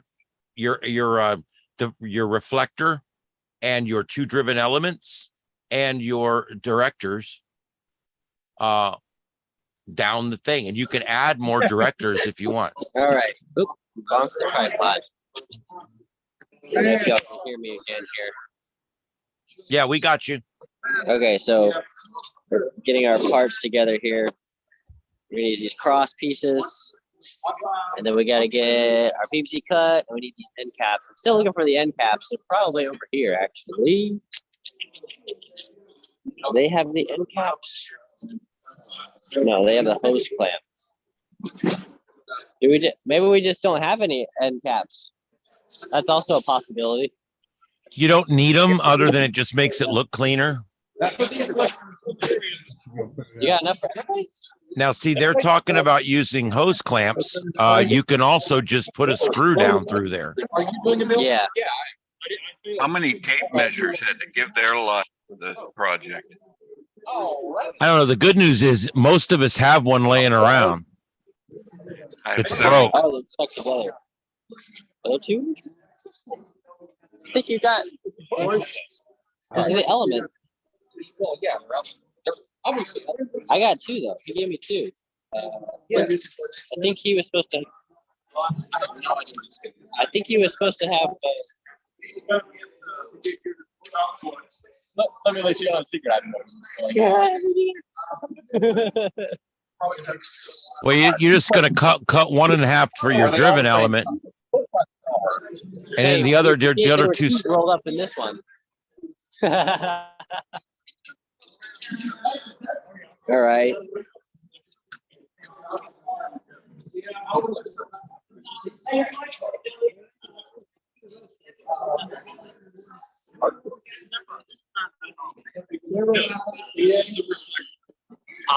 That's what we need. I understand this is, yeah, that's right. Okay.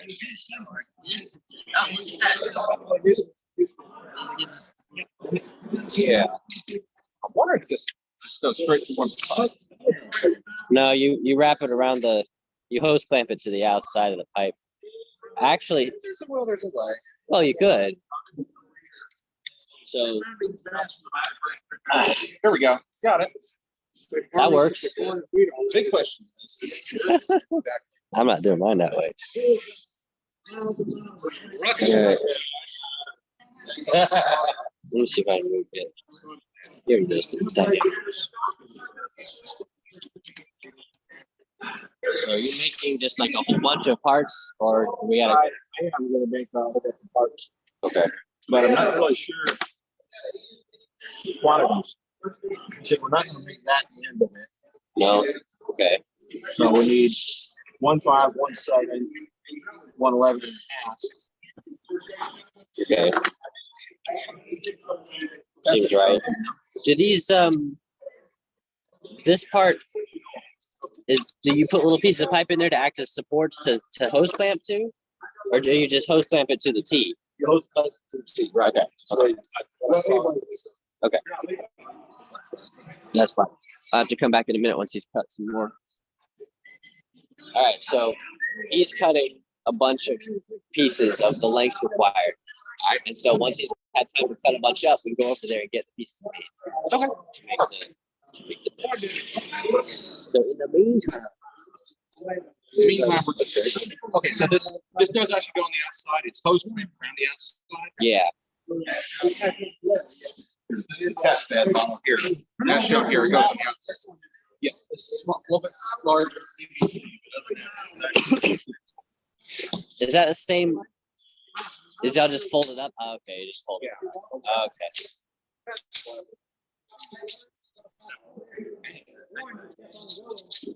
Okay. I forget how big ticket is sometimes.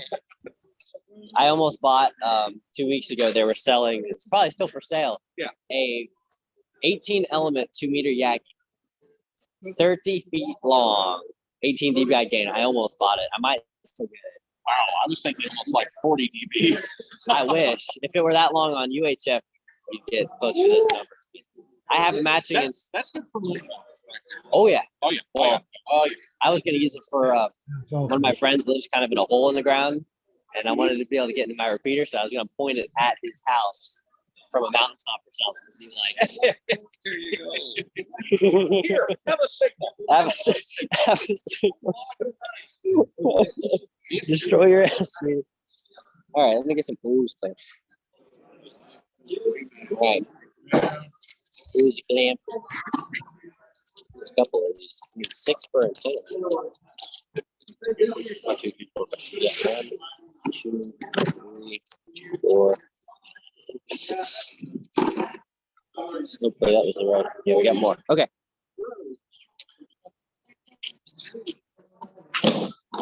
Wow, that's my spot. It's okay. It's okay. We can share. I kind of took over your spot a little bit. Sorry about that.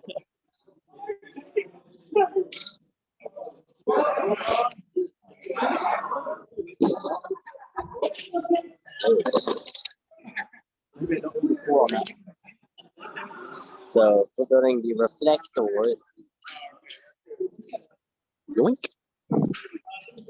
Put this back over here. All right. You still hear me okay? Yep, we got you. All right, cool. So this is the reflect. Did you bring this over? I did not. So I guess it's yours.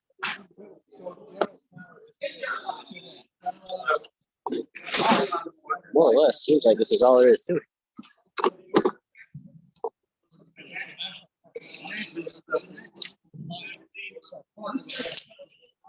I just gotta screw it on. The bag over there.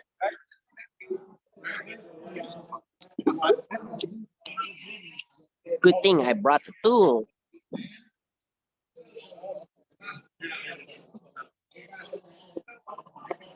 Take back.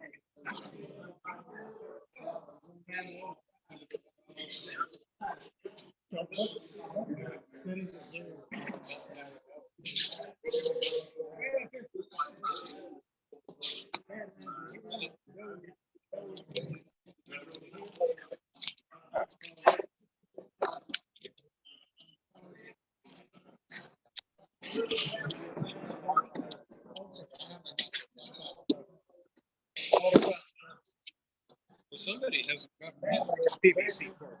No, we're giving him time to cut up a bunch of them, and then I'll go up there and get a bunch. That has to be cut? No,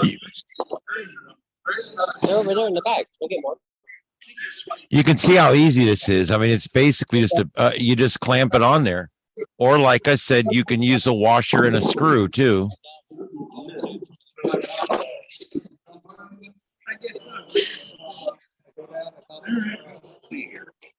So the only slight problem I have with this design is it causes a bit of a bend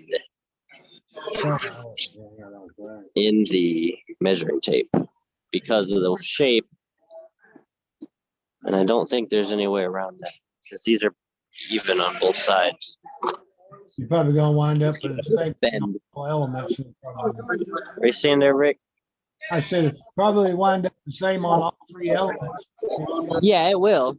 I guess it doesn't matter then. It'll be like the World War II dive bombers. What do you call that on the wing? These are fighter antennas. And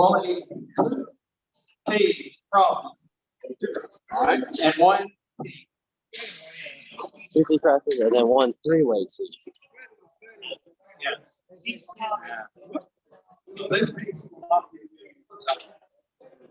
You know, I got to tell you guys, I built one time after I built mine.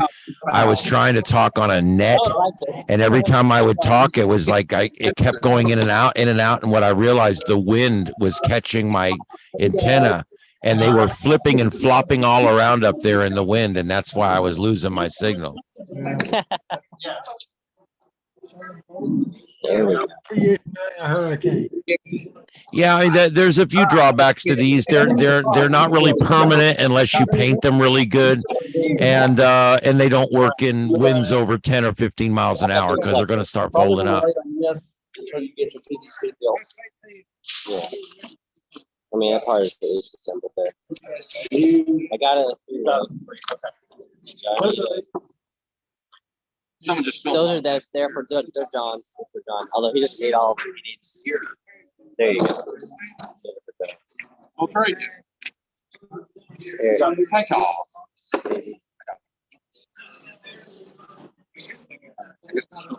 Oh, and there he is, Calvary. Don't forget to build yours. If you need us to do something for you, let us know. I'll go get parts. I didn't tell him you build. Okay, thank you. So those the direct. Oh, driven. Okay. We will not add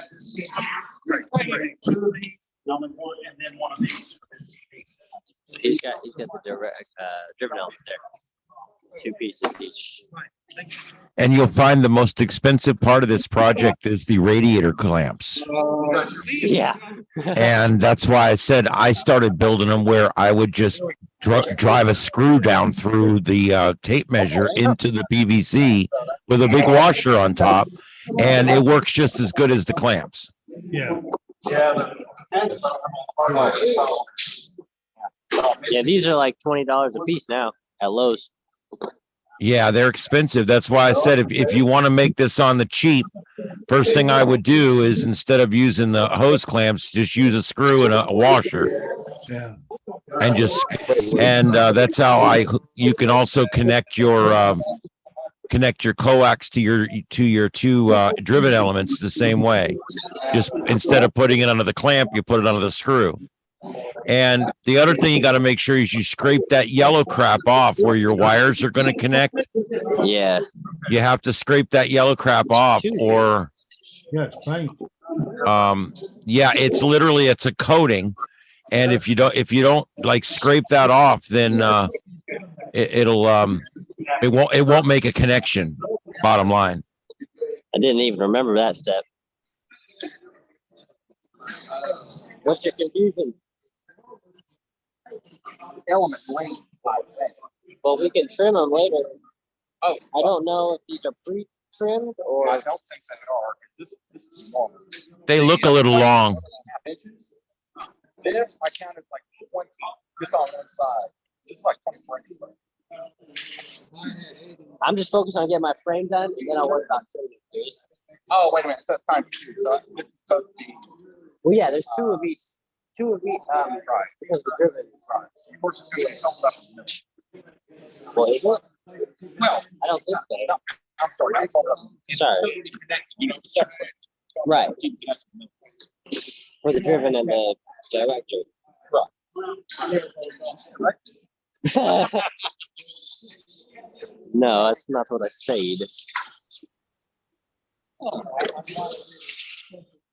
I think so. All these tape measures gave their life in the performance of their duty. So if this is how you're supposed to do this. Well, I use sandpaper, but yeah, I don't got sandpaper. in lieu of Wait. sandpaper, that would work. Or steel wool would also work. I have a little bit of sandpaper. A belt sander would work too. I can go in.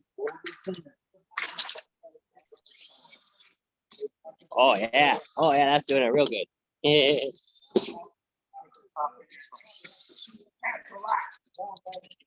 That's good. Yeah, that's taking it right off. And I'll tell you what, that'll rust right there before you get it to the car. I am not kidding you, dude. When I made mine, I pulled it down a week later and the whole thing was rusted up. I had to pull it down and clean it all up, put it back on again, and then paint it. Here, I'll let you use my sandpaper. Can that be so? Is that so?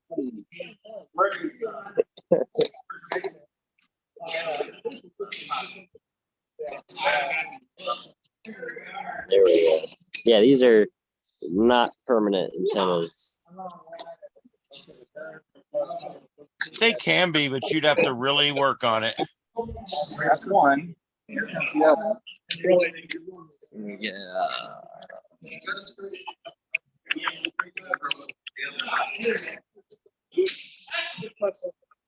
I'm just gonna wait for my tool to be available again.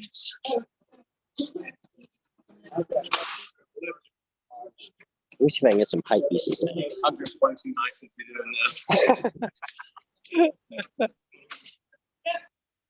There, let's see how the pipe stays. How many more do we need? I need a pair. Need a pair? Yeah. Or a 3 pair. Whatever you Why call don't you grow a pair? it. Cut, mark some. Okay. All While you right. wait, I will go look in those ham movements. Hey, they added a computer. That was All not right. good last time. Maybe they're going to do some FT8 up in the house. Yeah, with their gaming computer, we're gonna do some gaming FT8. Man, I'd love to use some of this old equipment one time. Come here and use like the kit or something. What is this? Somebody's got a Dremel tool. What is? Oh, I thought I hadn't seen that before. All righty. We're going to all put our money together and buy you a gimbal. A gimbal? Oh, I'm sorry. Is it really shaky? I wasn't really being critical. I was just kidding, but yeah, a little bit. It is a little shaky, but I'll try and keep it. I'll try and keep it more stable. You can get that DJI gimbal thing. That thing is really cool. yeah, the gimbals have come a long way, and of course, like everything else, the prices have gimbals. A good gimbal was thousands of dollars at one time, and now it's like, yeah, it's $58 or something, you know. Yeah, I bet you can get just a cheap phone gimbal for under $100 easy. Yeah, all the YouTube guys are using them now. They make one as handheld. You just hold it like a pistol grip out in front of you, basically, and it's all built in there. Some guy just got shot. Well, not quite. Almost. All right. I have the 3 pipe. You gotta cut your own pipe, it seems like. This is the director. So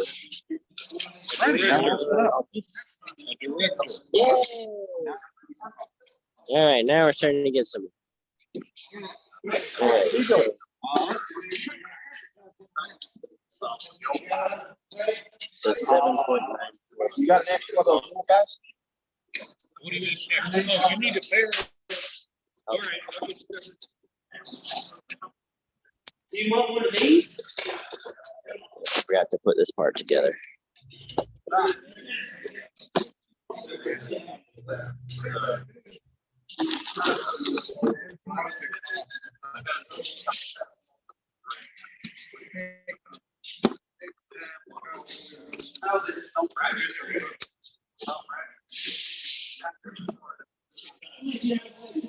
Okay. That one I still need to take apart and sand the bottom of it. I didn't do it, but so the idea is something like this. It looks like, Yeah, it's starting to look like an antenna. Una Anyagi would be proud. All right, let's just do this one. Okay, I've gotten everybody elements. I'm gonna assume somebody's gonna get me some. I will get you those. Yes, thank you. No,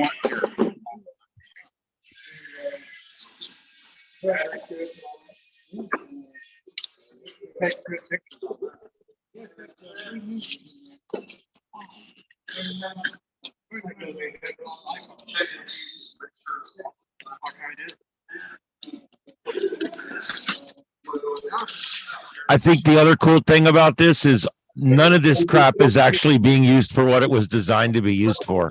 Yeah, none of it. Isn't It ain't a radiator. There ain't gonna be water running through it, and we're not measuring crap. Yep, and every single piece is repurposed. What else are you gonna do with it? yeah. Them ham radio guys take perfectly good shit and they cut it all up. I don't understand. There's something wrong with them people. It's a cult. It's a cult. That's right. Yeah, if you want you can borrow my tool. It has a sanding thing on it. You can use to clean off your.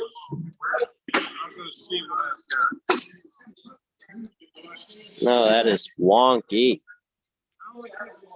Straighten that back out.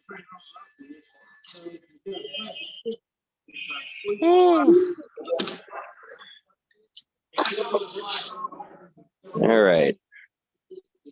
Okay, there we go.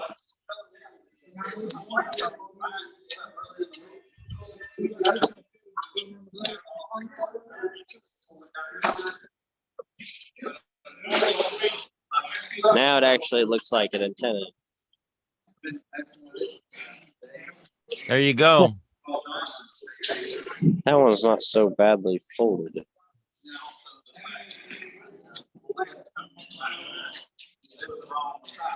Okay. And the truth is, he's done there other than just putting 2 wires on it, and hooking it up to a radio. Yes. He'll need to, we'll need to measure it. We'll get a tuner on it and tune it out. But that's it. I mean, you could literally build, you could build this in your spare time, Okay. just build it in an hour, and you don't have to know how to build anything. Grinding the stuff off? Okay. I'm gonna. This is quality work. What are you talking about? You're doing that with the weather. Hey, y'all. How many more do you This is amateur as it gets.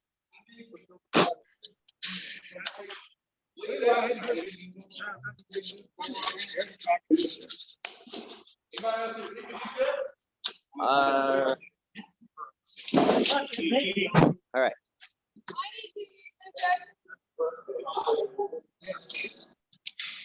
Now we're done with this.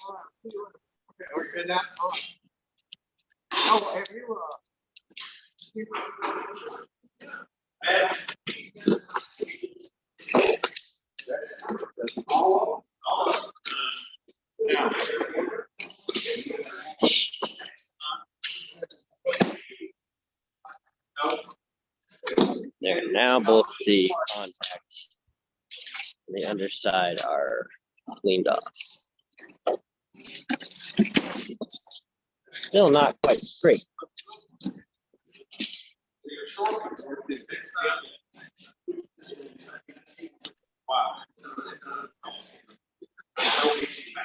Yeah, those look really long. I'm sure they're going to have to be cut down. Yeah.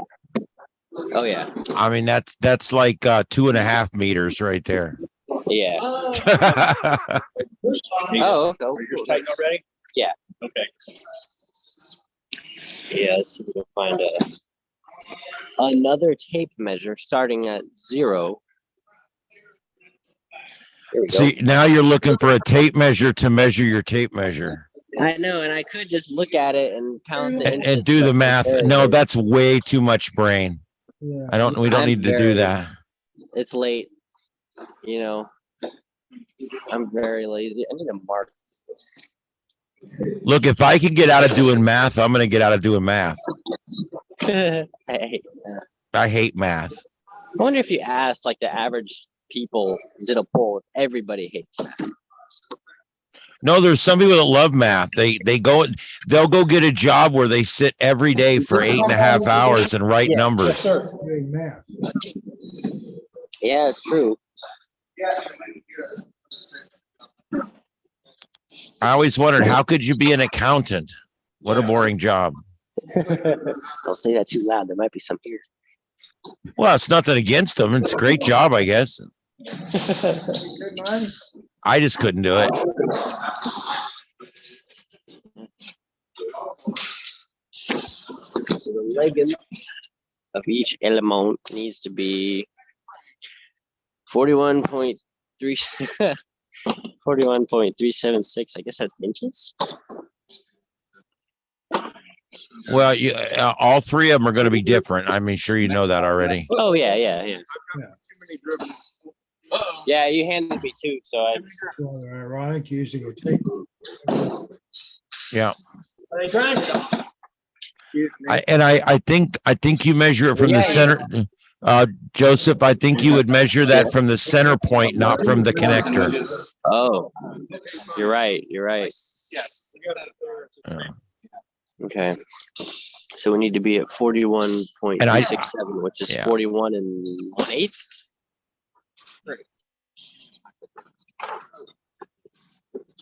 Wow, Oh, that's sorry, already, yeah. it's already there. Yeah. Wow, that is pretty long. It looks long on the camera. you guys on there? Yeah. Oh.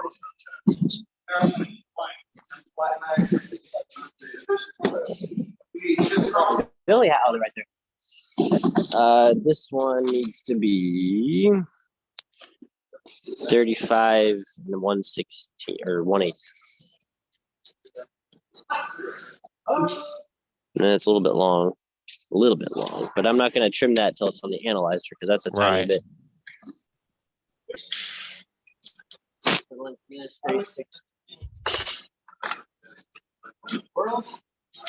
Yeah, these are all pretty much perfect, actually. They'll just need to be adjusted a little bit once we tune it. Yeah, and you may be surprised how well it tunes up. These actually they do really well considering what it is. It should be fairly broad-based. Oh, this is way uneven. So 3D printed. They're sitting up here. That's why it does look funky from here, and that's why that way too much of it on the right. The color. Anybody else waiting on?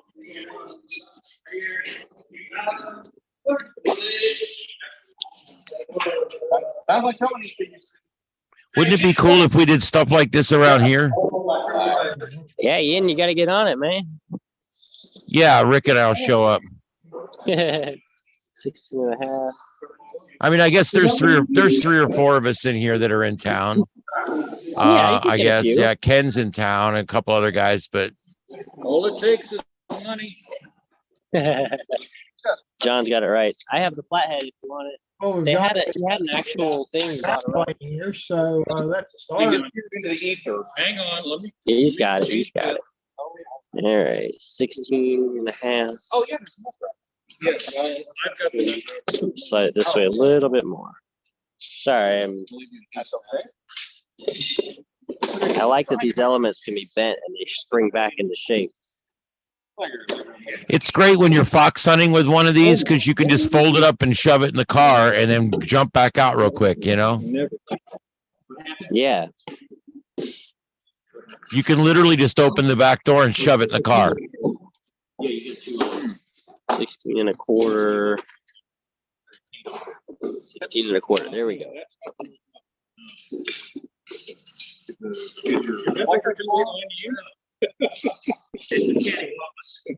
Bingo. What happened? Something was cattywampus. Cattywampus. I generally, that's the scale I use for everything I build.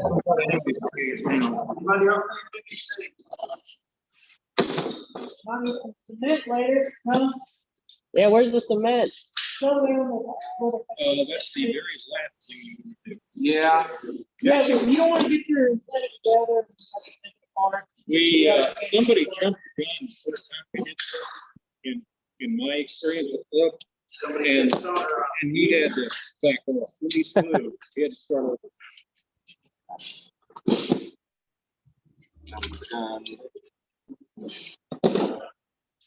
All right. Now let's get the length between here and here right. So between the middle of that and the middle of that is 12.4, which is 12 and 1. Hold on. 12 and 1/8.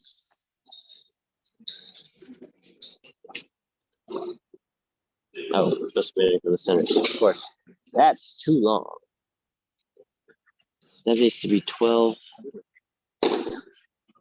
A quarter would be 0.4. Are you sure they're pushed all the way in? I think they are. They need to be cut a little shorter. Yeah, you might have to trim it a little bit. Yeah. 0.4 don't be almost a half. So yeah, we need to cut it shorter by about 1 inch. No, about half an inch. Half an inch, yeah. All right. An inch. I think we got them all cut. You need a set? You don't- You build it? No, I built one of those saws.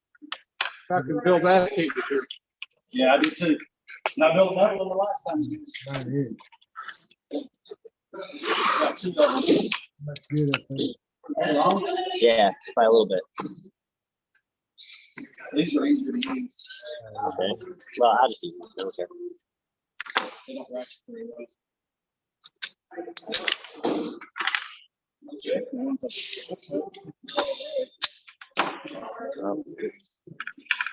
Man, when I first started doing plumbing with my dad, we used to have to use a hacksaw to cut all that stuff. Now they got these cool little tools.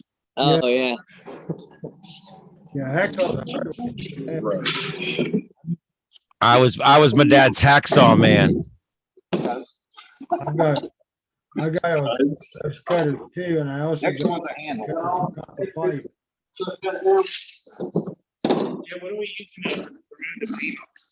He already has it, but I'll actually. That's still a little bit long. We need to cut off like an eighth of an inch. Well, yeah, we can cut off like an eighth of an inch. Did the needle blade.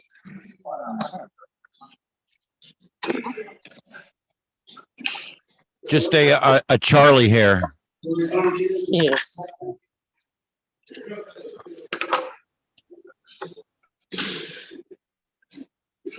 If you cut them a little bit too short, you can always make them longer just by not sticking the pipe in all the way.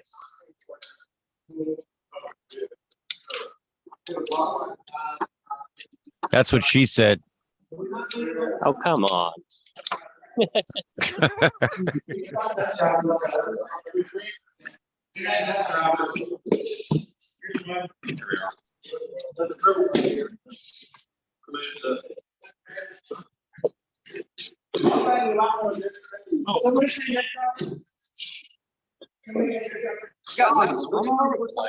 All right, there we go. There we go. That's perfect, right? Yes, we go 12 and a half. A little bit less than 12 and a half. Just a little bit. Now for this back one. Just a frog hair under. 7.940. So we need to be about. Yep, also too long by half an inch. Now they may have done that on purpose. Our guy that cut them without taking into account the fitting, the cross teeth. Yeah. Yeah, anytime you're working with PVC, you have to always take into consideration that so much of it's going to fit inside the coupling. Exactly. And so if you measure the pipe and the coupling, and then when you put it together, it's not going to be near long enough because you didn't measure. You have to measure the pipe, but then take off what part of it fits in the coupling. Which is like, Yeah, it's like 3/4 of an inch or something, but you got to measure it, and Yeah, you got to count it. You got to count what fits in. How many people are actually going to be using these for part-time? If I do it, I will. I'm going to use panels to which will actually use them for panels for everybody. Some points I don't have enough. All right, 7. So did you bring you a piece of coax? I believe they have the coax. I believe so. If not, I'll take the instructions home with me and build it at home. I think they're providing. Yeah, there's nothing to it. I mean, what you still have a couple things here. We got the hairpin. You got the hairpin turn. Right. You just sandwich it in between these two clamps. Right. Yeah, the hairpin turn is important. If you don't put a hairpin turn on, you can probably still get it to tune without it. But All it does is change the impedance. Yeah, if you put the hairpin turn on, it makes the radio like it a lot better, and it will actually it'll give you'll be able to use it on the whole band. It'll be good for the whole band. you could flip it or horizontal and use it for. Yep.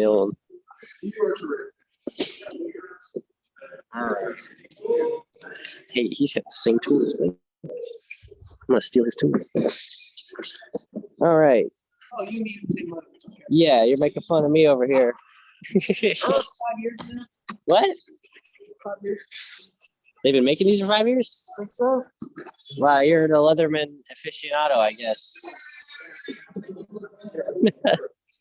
Trying to tell me my Leatherman is old.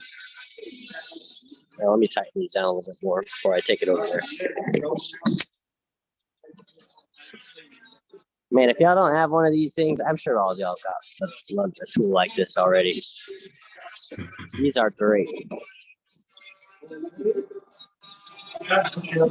Hey, thank you. Oh, wait, did I balance that one? Great.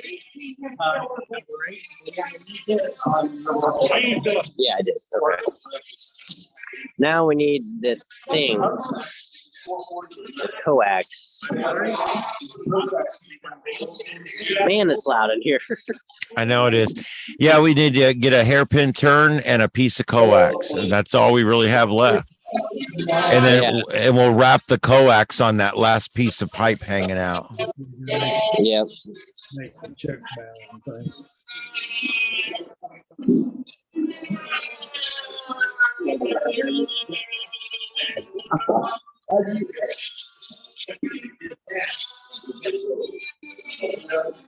It's funny because isn't it funny how a Dremel tool kind of sounds like your old lady bitching?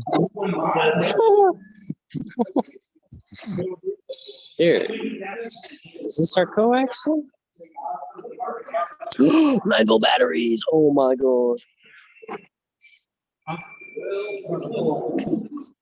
Brake clean. Just in case. In case it got cleans out of V8X. that. All right. Well, I guess I gotta ask to make sure that's what I can take. Are you in charge of this area? Are you in charge of this area? Am I what? Are you in charge of this area? More or less for sheet. I need some feed line. So what? Some feed line. Some coax. I don't know what the amount was. Yeah. All right, there's the coax. Okay. It doesn't say, it really has an idea. Here's one that's already got it. It's like 5 feet. Yoink. All right, it's. How much coax do they need? What does it say on there? Does it say on it? I'm saying. Well, one minute for mine last time. Yeah. I'm saying. After this, you don't quite believe that, right?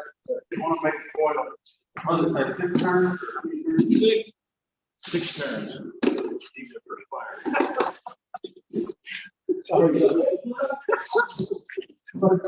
Where you got them all? Yeah. Cut up all our tape measures.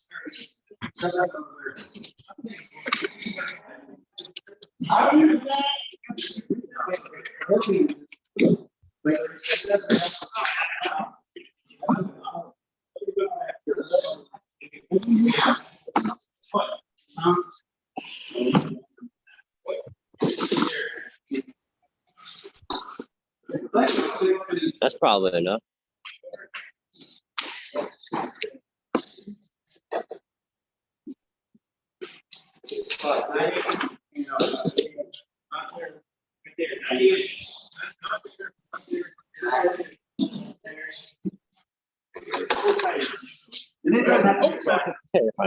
Put your head.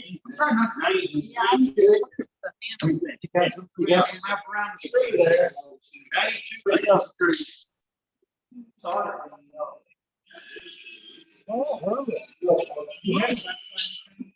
All right then.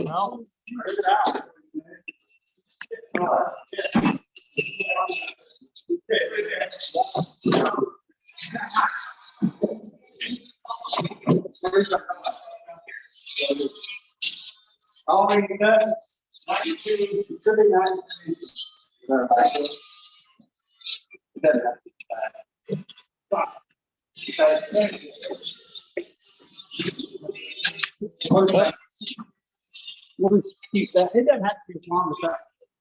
That was pretty long. I need one. Oh, no. That's 17. Yeah, that's 17. Yeah. It is. what kind of, I got things to make N. or probably. RCA.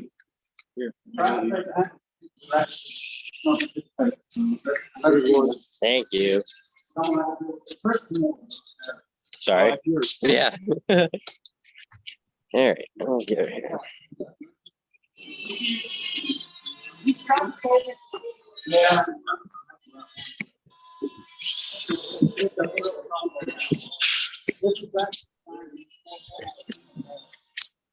All right. Let's see what it says here.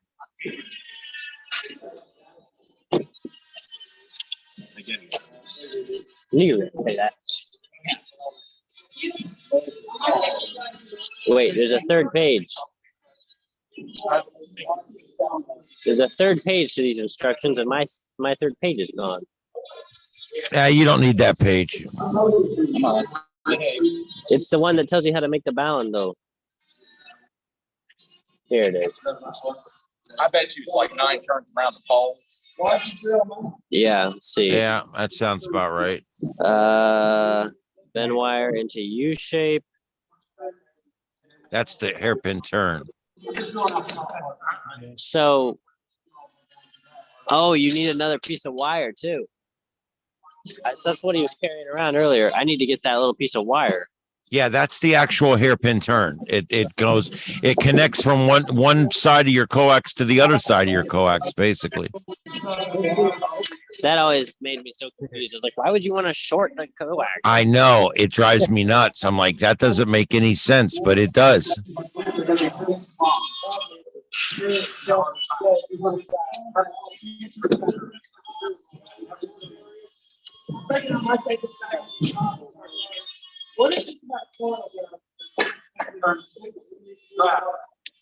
Man, I need a coax stripper tool.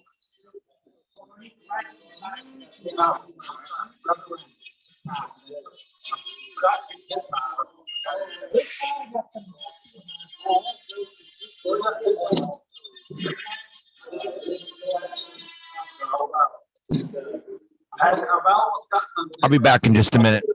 Okay.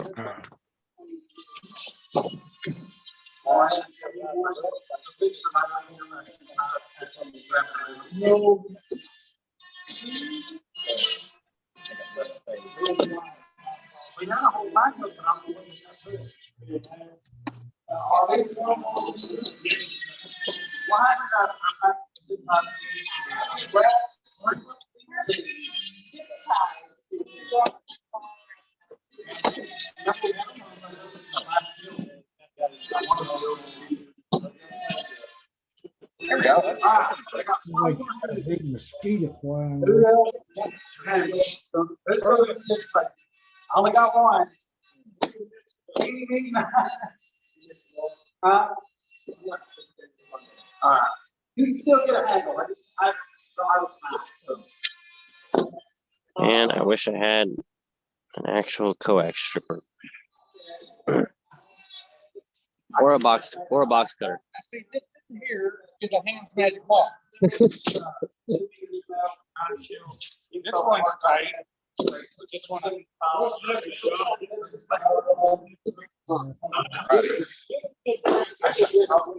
Here, see that driver? That driver. I don't think more screws. So I think something or straight screw deal or something. I have a 440 screw.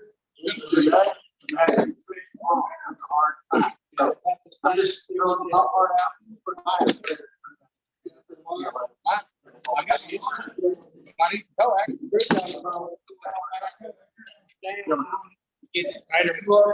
I'm doing it. because I couldn't turn it with another, because the bigger handle. So I have more hold on to. It was on first anyhow. Ooh. Who's on first? What's on second? Hear that Dremel, Bill? I want to bring up the glass water. Send it left.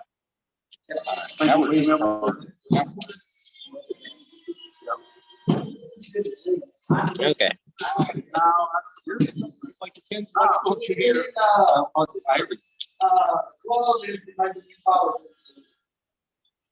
Yeah, I'll put the power and the rest of it. You didn't get handles tonight? I'll have more handles. I'll bring those in next Friday. I'll have some done by today. Hey, how long do you take? The handle part takes 12 hours. Welcome to 3D printing. Yep.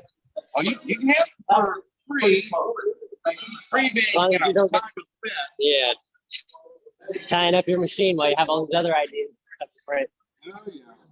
I only use 20% in there. Yeah, I don't know who has the hairpin.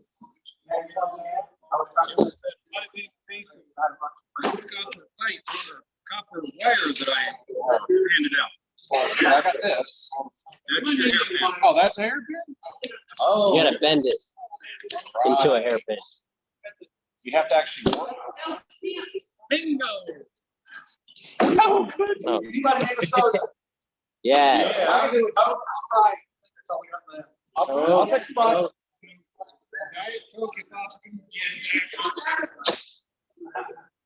Well, that would make it right. I'm sure feel. All right, let's see. There we go. Yeah, you want to yeah. Well, I hope that's right. Now it's bent, I can't unbend it, so that's what I have to do. My suggestion would be. I did. Assuming it's long enough. Okay. Thank you. Yeah, thank you, thank you, thank you. I did. That's right. That's right. Any other comments? Anybody else want to comment? Now. Save Hey. those things perhaps for the home. Hey, Joseph. Yeah. Hey, listen, I have a show to edit before I go to bed and I'm done. So I'm gonna go ahead and sign out. I'm gonna leave you connected. And I've also made Rick a co-host. Okay. So you and Rick both are co-hosts and I'm gonna now make you the host. Okay. I figure All right. out how Once to it's do over, it. we'll go ahead and end it. But No. All right. Somebody else that's right. all right. We'll see you later, Ian. All right. Yeah, I'm working on getting that set up right now. And then, yeah, I'm going to take off. But Okay. I will say goodbye to everybody. You guys have a good one out there. And thanks for being here tonight. I'm going to leave it on YouTube and leave it on everything. We've got, right. We had 7 people watching on YouTube right now. So that's not bad. Yeah, it's pretty good. All right. So now what I'm going to do is come over here. And I'm going to make you the host. All right. All right, Joseph, you're the host. All right. All right, man. And I'm going to just leave the meeting. You guys have a great night out there, Rick and Ken and Jonathan and everybody else out there. You guys have a great night. We'll see you next week on the Southwest Florida TechNet, and y'all enjoy the rest of the night. Sorry I couldn't hang out, but I could give you a bunch of excuses, but it's not necessary. You guys have a good night out there. We'll catch you later. All right. Catch you later. That was the first time I saw his wife. She must have dinner ready for him. Hot roast. Yeah. Or Taco Bell. He loves his Taco Bell. I like that Taco Bell stuff.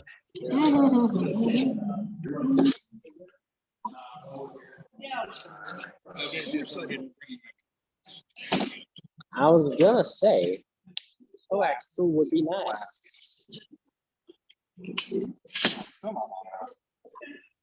Okay, I'm still trying to figure this thing out.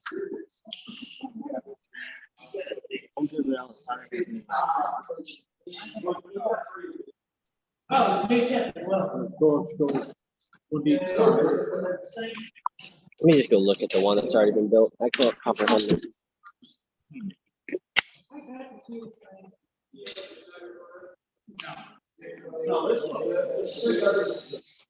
Oh, well, that's easy. Okay. Pick you or do that?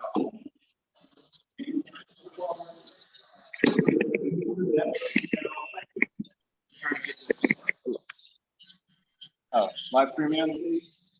Live premium? better. No. Well, but Doing like that. You take it.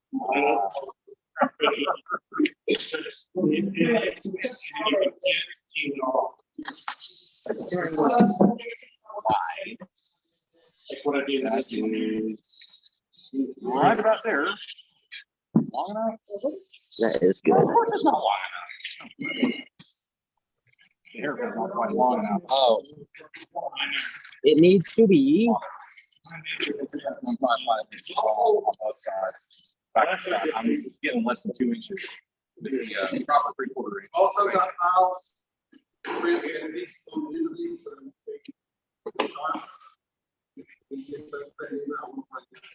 5 inches. It needs to be 5 inches. That Huntsville Library has 3D printers publicly available. That is true. Just in case anybody. We may. Or I have some.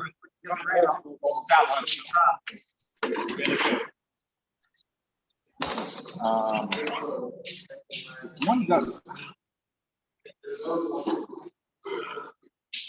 don't know enough to tell you exactly where I need to live here long. Okay. Down south. Anybody need help?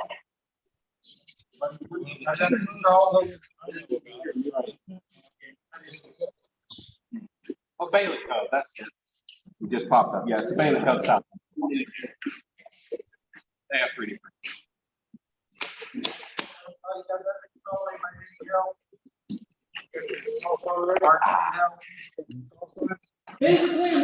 Well, I don't think they make that kind. I can't really help with the other. Not my expertise. All right.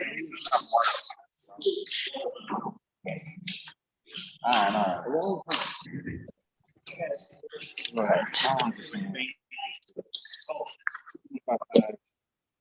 I can't see anything. Or programmers. That's our makeup.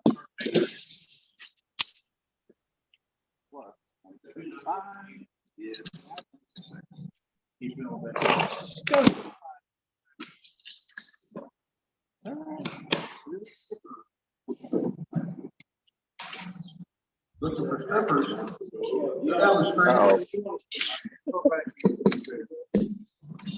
What kind of strip?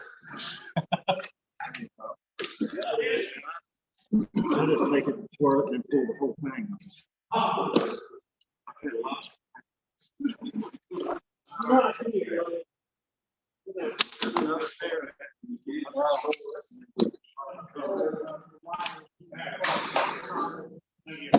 Fires are putting my fair share of BNC connectors.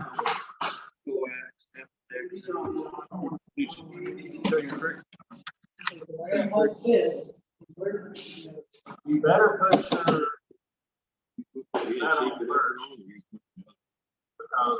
Because I have all signs that I'm wearing. Put that on the wires.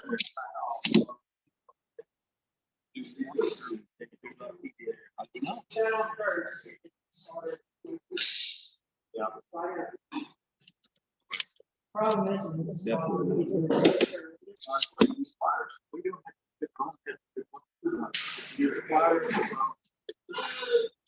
find somewhere to put.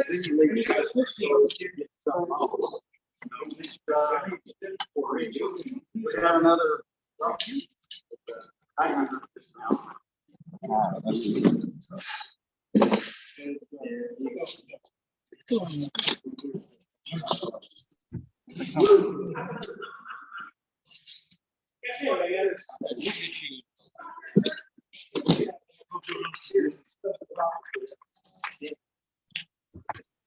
Must be good.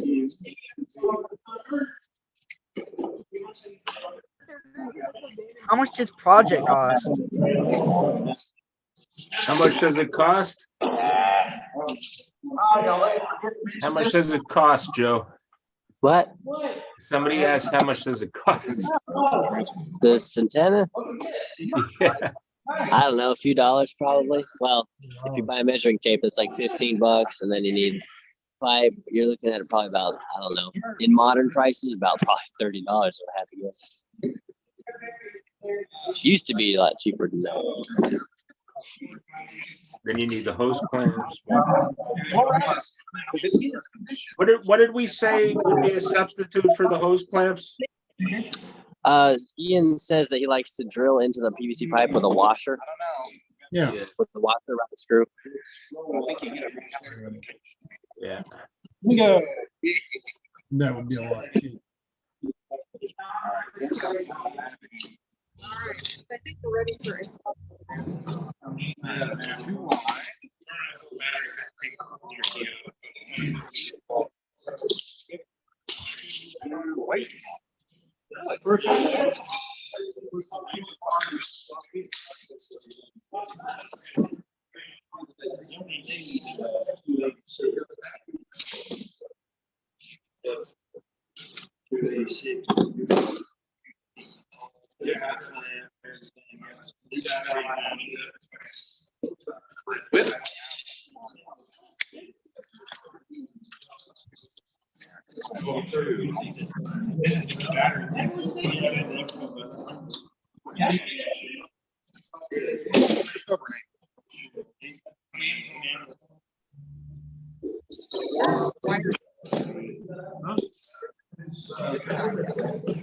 After you start on here, you need oil around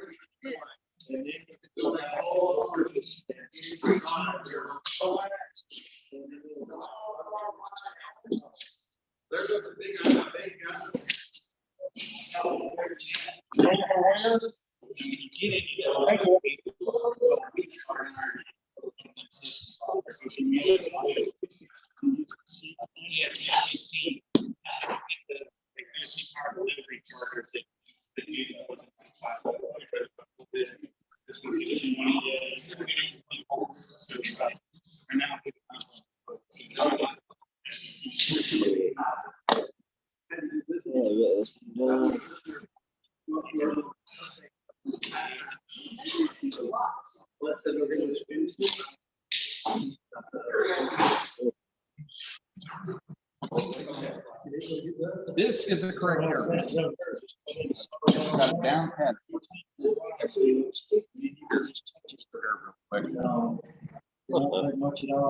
You realize Mine's a little bit longer.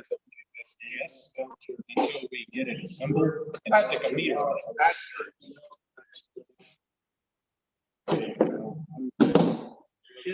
now it's good enough for customers. I drive some people crazy. Oh, Sean, for empirical data. Well, it's empirically. I think so. A lot of people think so. All right, let's see now. Which way does your pencil go? Short, long. That. You get hot. Pretend you're tight. Hey, another injury. Hey, here comes the interesting part. Attaching the coax, right? Yeah. It's always a challenge. Yeah, news is not good. Probably gonna look at the wall. You know, tape's better. Injury. I noticed on the first aid kit. Oh, that's good. You need to know yourself.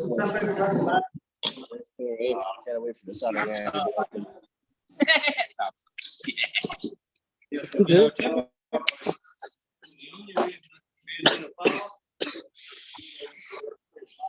I wanted to look back here one more time before I left because I wonder if they would be open to letting me do You know what you got to do?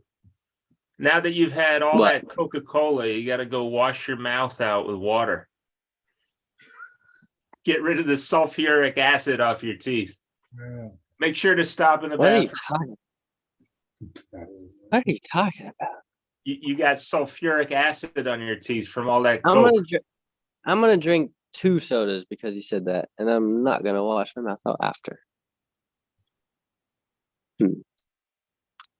Well, I was looking to see if they had like actual like test bench. But I guess they kind of do. I guess that would be it, kind of. But all the equipment's still. Nobody likes my anti-Coke antics. No. Get out of here with your anti-Coke antics. Coca-Cola, Coca-Cola. I gotta wait a minute for the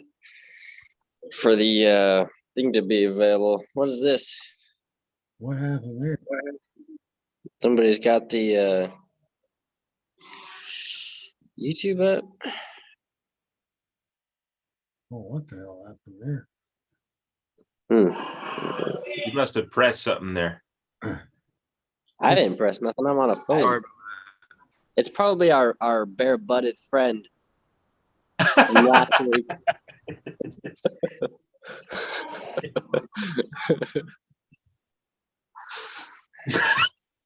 That was great.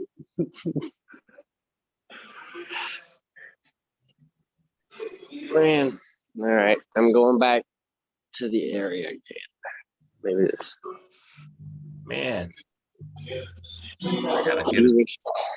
You wish you had this place in Florida.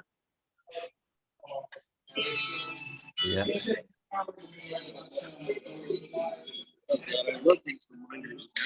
So, is that how many soldering irons are there? Well, yeah, but Well, out here, not enough, but there's plenty of back. I'm gonna take it in the back.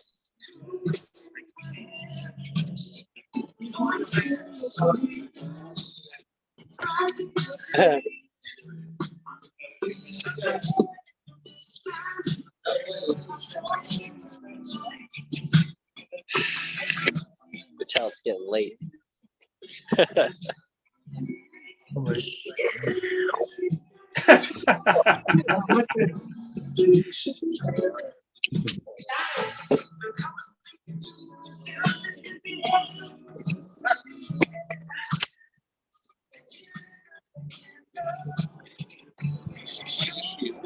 Now he shows up. We got one soldering iron here. We got one soldering iron over there. Both are busy.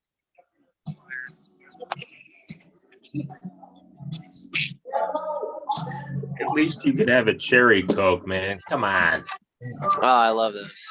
They only have the Cherry plain. Coke. I don't care. I'm gonna go see what they got. Because this is a kitchen too. Where's the sushi bar? Yeah. Waters and Sprite and Diet Pepsi. You know, diet beverages are supposed to be made by using horse manure.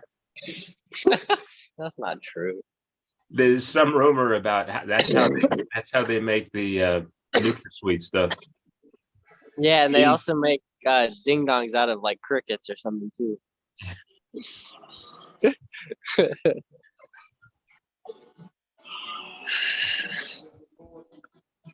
We need to bring more soldering. Last event they had more soldering irons.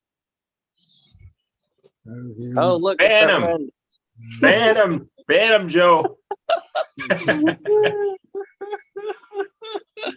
Ban him. Oh my god. I'm sorry. It's funny, but I I can't. know how to get rid of this. I know how to get rid of them. I got rid of them. He had friends that time too, man. I don't know. Now I'm just walking in circles. I don't know whether they take an interest in ham radio and want to join the crowd or just want to be derelicts. That's what I want to know. I asked that question last time, never got an answer back. Like, how did they even find this thing? Unless they're interested in radio. They must know me from the Discord. Oh, are you in the Discord? What Discord are you in? I was in Blackjack, the Discord, and there were a lot of little shits in there. Oh my gosh. Like wannabe gamblers who want to learn how to play blackjack. Some of them, I swear, were on the spectrum. Oh, I bet. I swear. So they must have followed me here. Did you tell them you were coming here? No, hell no. No, they knew I was on All Star, but I think I told one of them, but no, I have never. I don't even use the Discord anymore. Discord is a mess. I've been banned from Discord. I'm laughing about something I just read about Twitter. Just told one guy to fire a bunch of people, and the guy puked in the garbage can. Like you don't need dark gray. You need shining like pearls. Down to the bare steel. Right. Kidneys.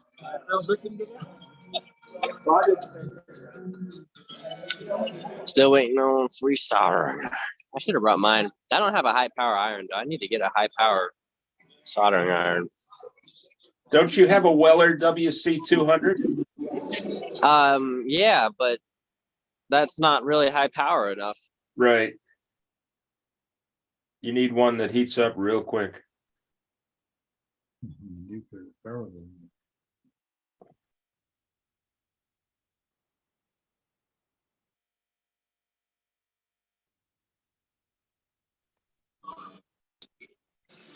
Well, I guess it won't be too entertaining till I get my turn on a soldering iron. I've got nothing to do.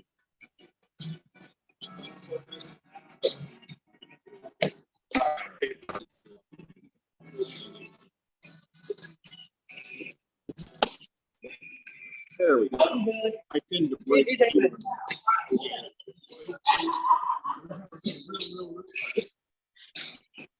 I want to go.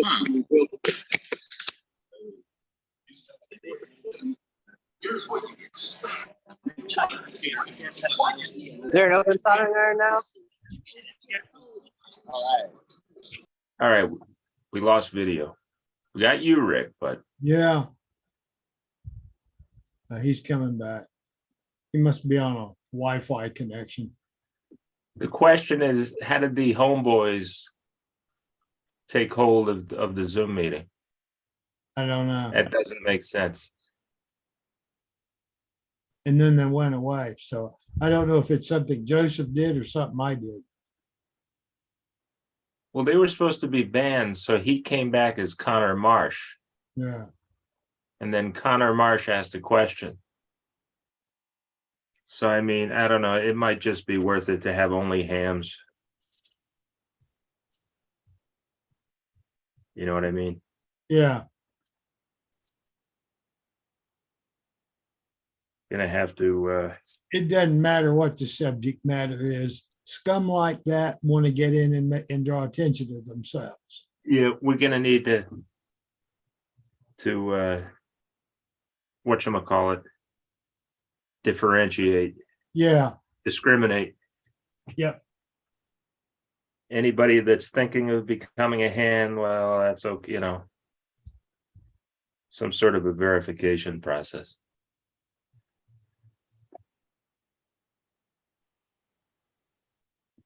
All right, Joseph, we should hear audio from you. I don't hear it.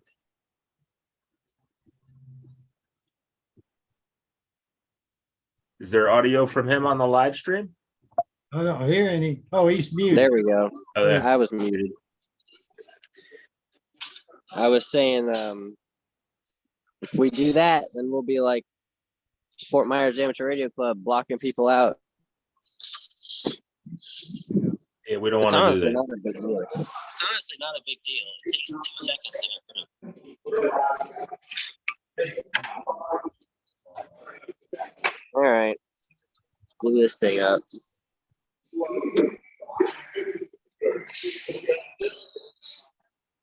At least here in the middle. Are we not live streaming right now? What?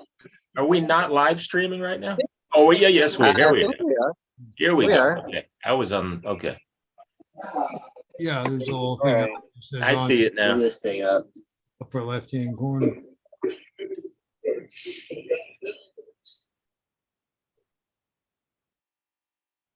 I don't know what just happened. All right.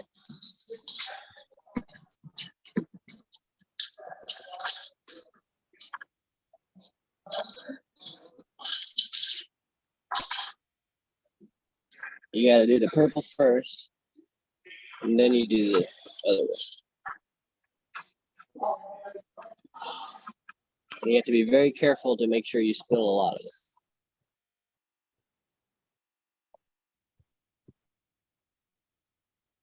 What? You keep muting yourself, man. I don't know what Rick is Video doing. anyway. Rick is doing. I'm not doing anything. It said the host muted everyone. I didn't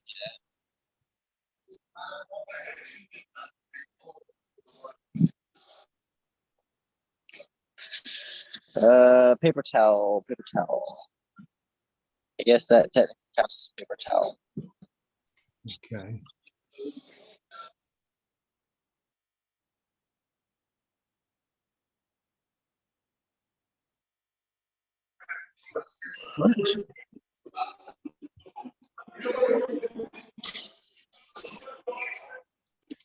Rick, you're the host, right? You're now the host. I think I got Yeah, disconnected.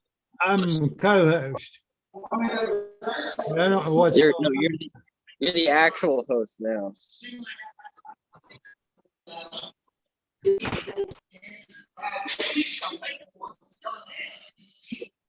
Yeah, Rick, you're the actual host now. Okay. You don't have any video. I don't know. I've got bad signal, I think.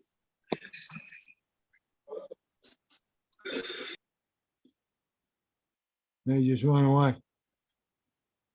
Yeah. It's back. There you go.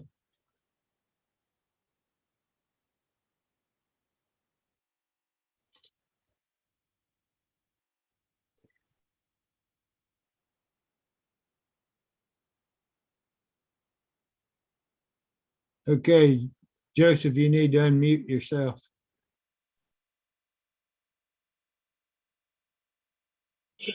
I'm not muting myself. That's happening on its own. Oh, what's going on? This thing is kind of unstable. Gee whiz, what the heck?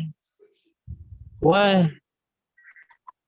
That ain't right. But at this point, I don't care.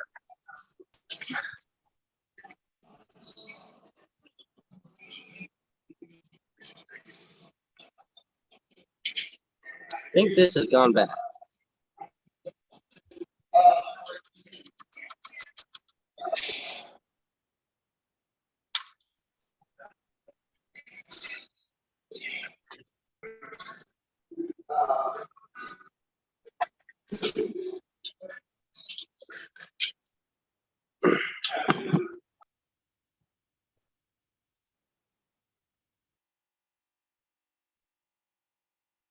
Maybe his cell phone is running out.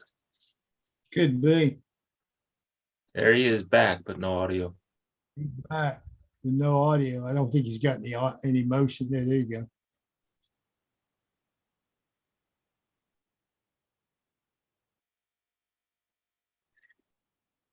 Ah. Oh, I need a new guitar. Hmm. Let's see, should I spend $12,000 or $50,000? Glad you have it this morning. Hey, Joe, can you turn on your audio? I don't know why it keeps muting. Let me check my other phone. I might be dying here.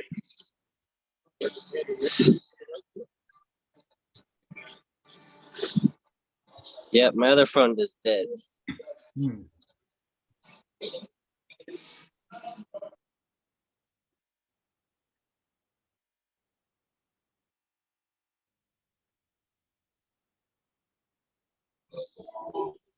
All right, can y'all hear me? Yeah, I hear you. All Yep. right, my phone, I was running a hotspot on my other phone because I have a different data thing on this phone, and that phone, this other phone battery has died completely. So I'm gonna have to shut down my stream here. Rick, you can go ahead and cut off the whole thing if you want, but I'm gonna have Yeah, to read out okay, the- yeah, I need to get to bed anyway, so I want to get up and go to the, and we got. Yeah, I forgot to bring a battery bank or something for this, so I gotta cut out now, but All right. um, I guess we can say we're back quiet.